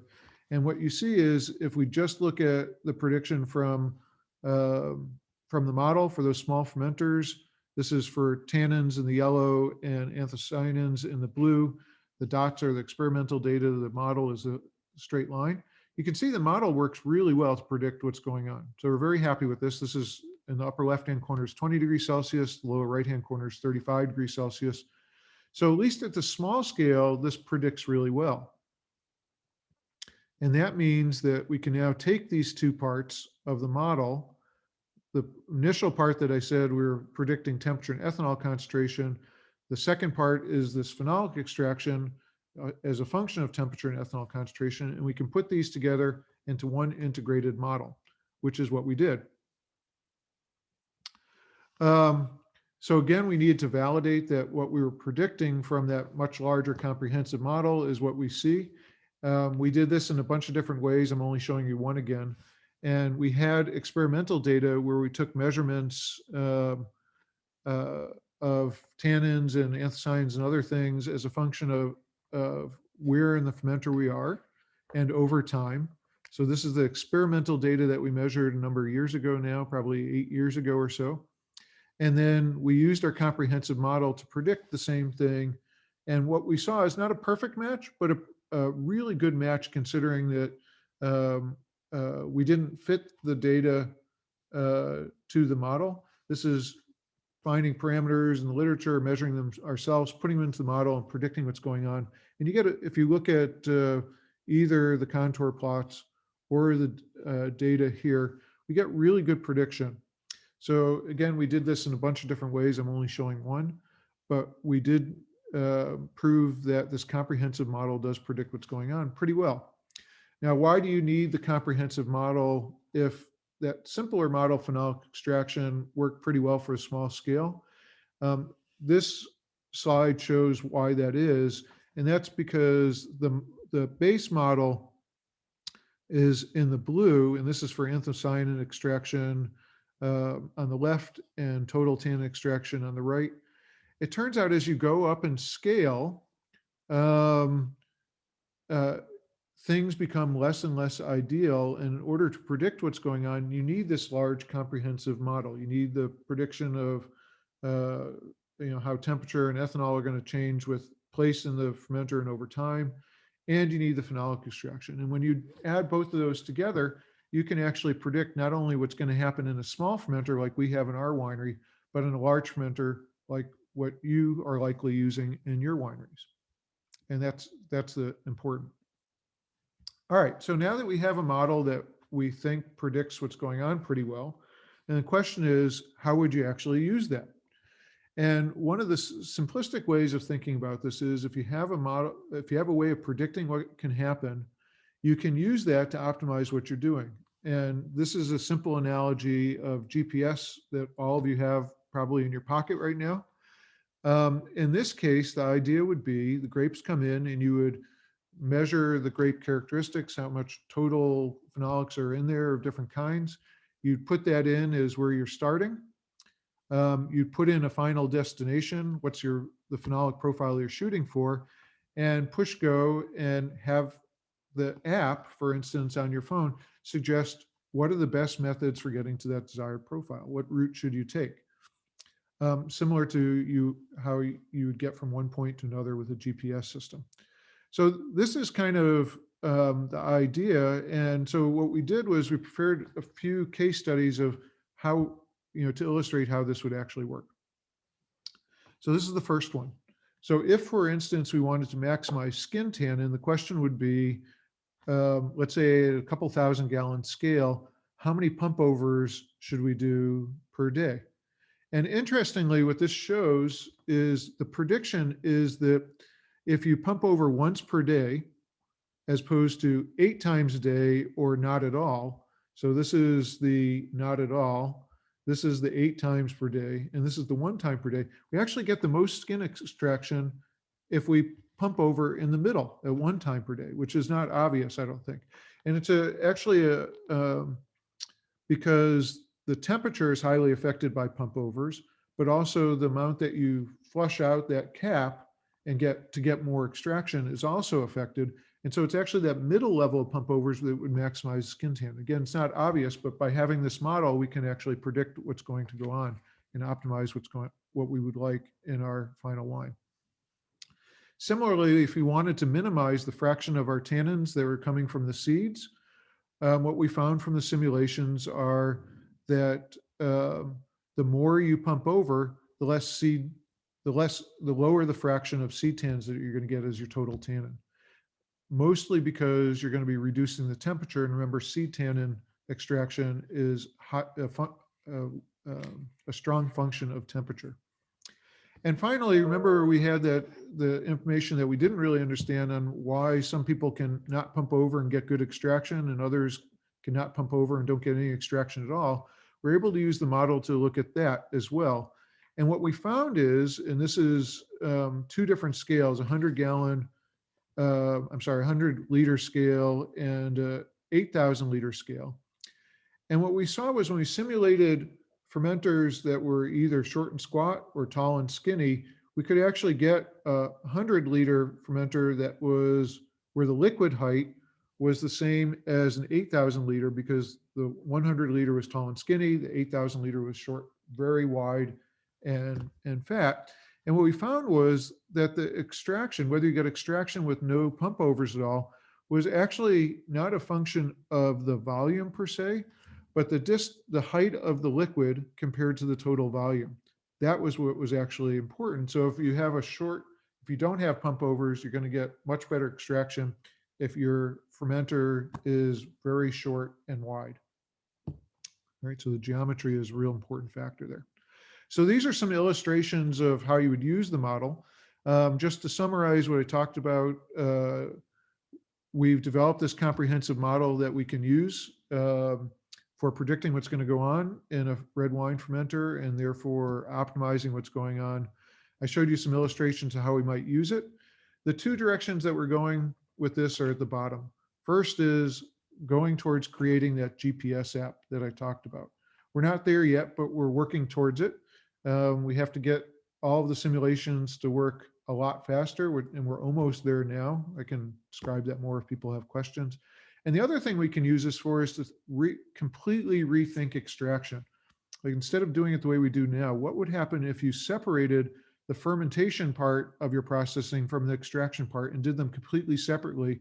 Could we actually do the whole thing faster and still get really good sensory characteristics and exactly the phenolic profile that we want? So we actually started down that path already. We're getting some interesting results. I'll have more to report to you in the next coming month or so. But this is kind of an interesting another application of extraction. So we published a lot on this. You'll have these slides so you can take a look at these 15 papers or so, I think maybe 16 papers over the last few years with a lot more information. And I'd like to acknowledge American Vineyard Foundation, the Ernest Gallo Endowed Chair, and Ian J. Gallo for funding on this, and Anita and her team, all the students who worked on this, and Ian J. Gallo team as well for their collaboration. So with that, I'm going to stop and turn it back to Karen. All right. So with that, I believe that Caroline has put Dave's email address in the chat. So if you have some questions you'd like to ask Dave, you can either ask it in the Q&A now, or you can email Dave at your convenience. I'd like to thank all of you for joining us today. I'd also like to thank all of the speakers for taking the time to speak at this program today. I'd also like to thank again Mark Batney for discussing topics and suggesting topics for today's program, and also for contacting folks in San Luis Obispo and Santa Barbara counties. Again, I'd like to thank Caroline Furman for help with logistics and helping to run today's program. And last but not least, I'd like to thank the supporters of our Extension Partnership Program, because without them, we wouldn't be able to do programs like these or any of our on and off campus in-person programs. And of course, all the information and resources that we provide to our stakeholders would not be possible without their support. So a couple of more announcements. We are going to be posting the recording of this program to our YouTube channel in the next day or so. And also our next and final program of 2020 is another office hours with Dave and Anita on Tuesday, this upcoming Tuesday, December 15th from 2 to 3 p.m. And we will have Andy Walker and Con Curterall discussing fire damage in the vineyard. So assessment, recuperation, and fruiting in subsequent seasons. And we hope to see you on Tuesday. And with that, if you guys have any other questions, we do have several of our speakers that are still here. I think all but Mason. So if there are any questions, let's see.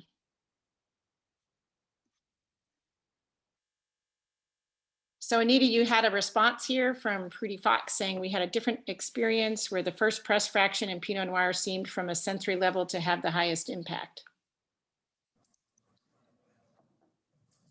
It could be partly because of the wine matrix that in the first, because as you go on, you will also eventually get more phenolics and other things out as well. I don't know. So far, we've seen the opposite, but I did take this year again, it was with Cabernet Sauvignon during pressing. I took samples as the pressure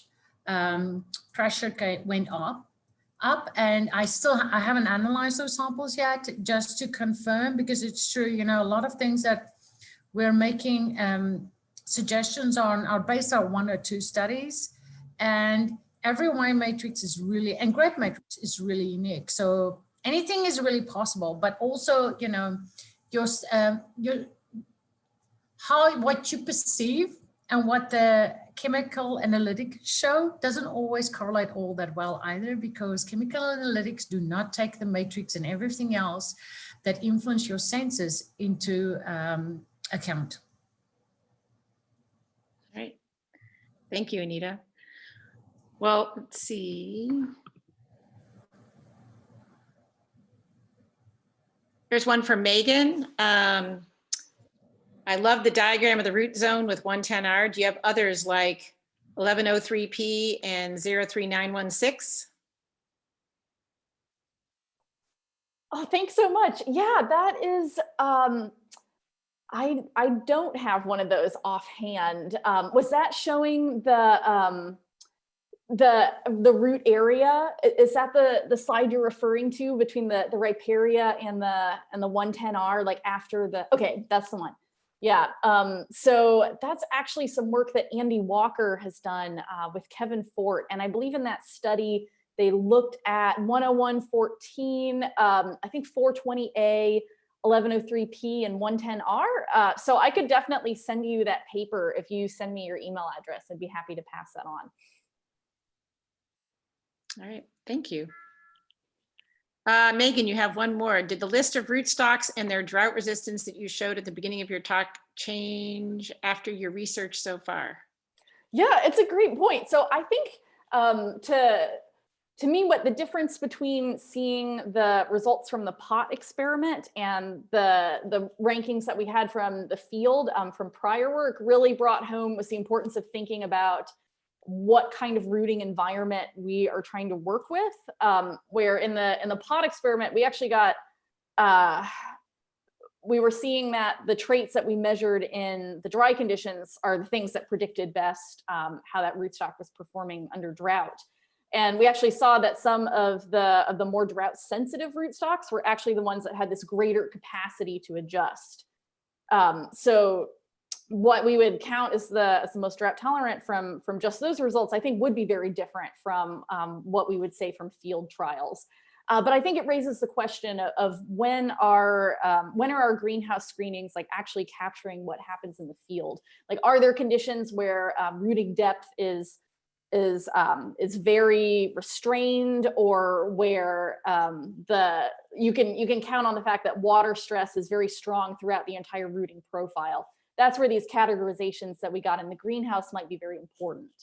And in field conditions, that might be where we have to start thinking about this categorization that really takes into account this behavior over an entire really diverse rooting zone. So yeah, thanks for your question. I think that's the take-home message from that is, I think it really depends on what kind of conditions we're trying to plan for. We have one question here for David Block. Speculate on extraction in a given pump over regimen under isothermal conditions.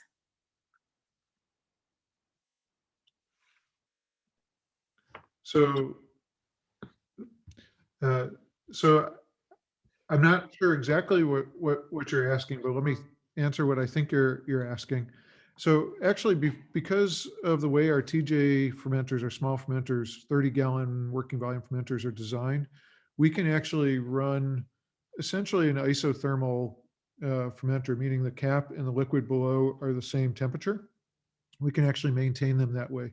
And in some of our early work, which I didn't talk about in any detail, we did actually keep the liquid and the cap the same temperature.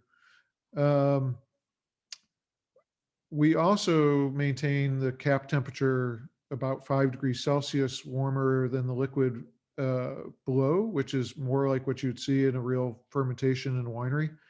And interestingly, what we saw was that the liquid temperature seemed to be more important than the cap temperature for extraction. So if we looked at, let's say we maintained the liquid at 30 degrees Celsius and the cap at 35, we saw exactly the same results as if we kept the liquid and the cap at 30 degrees. So it was the liquid temperature that seemed more important. I can't say that we fully understand that at this point. And we haven't gone back to look at it that much yet, but it is an interesting result.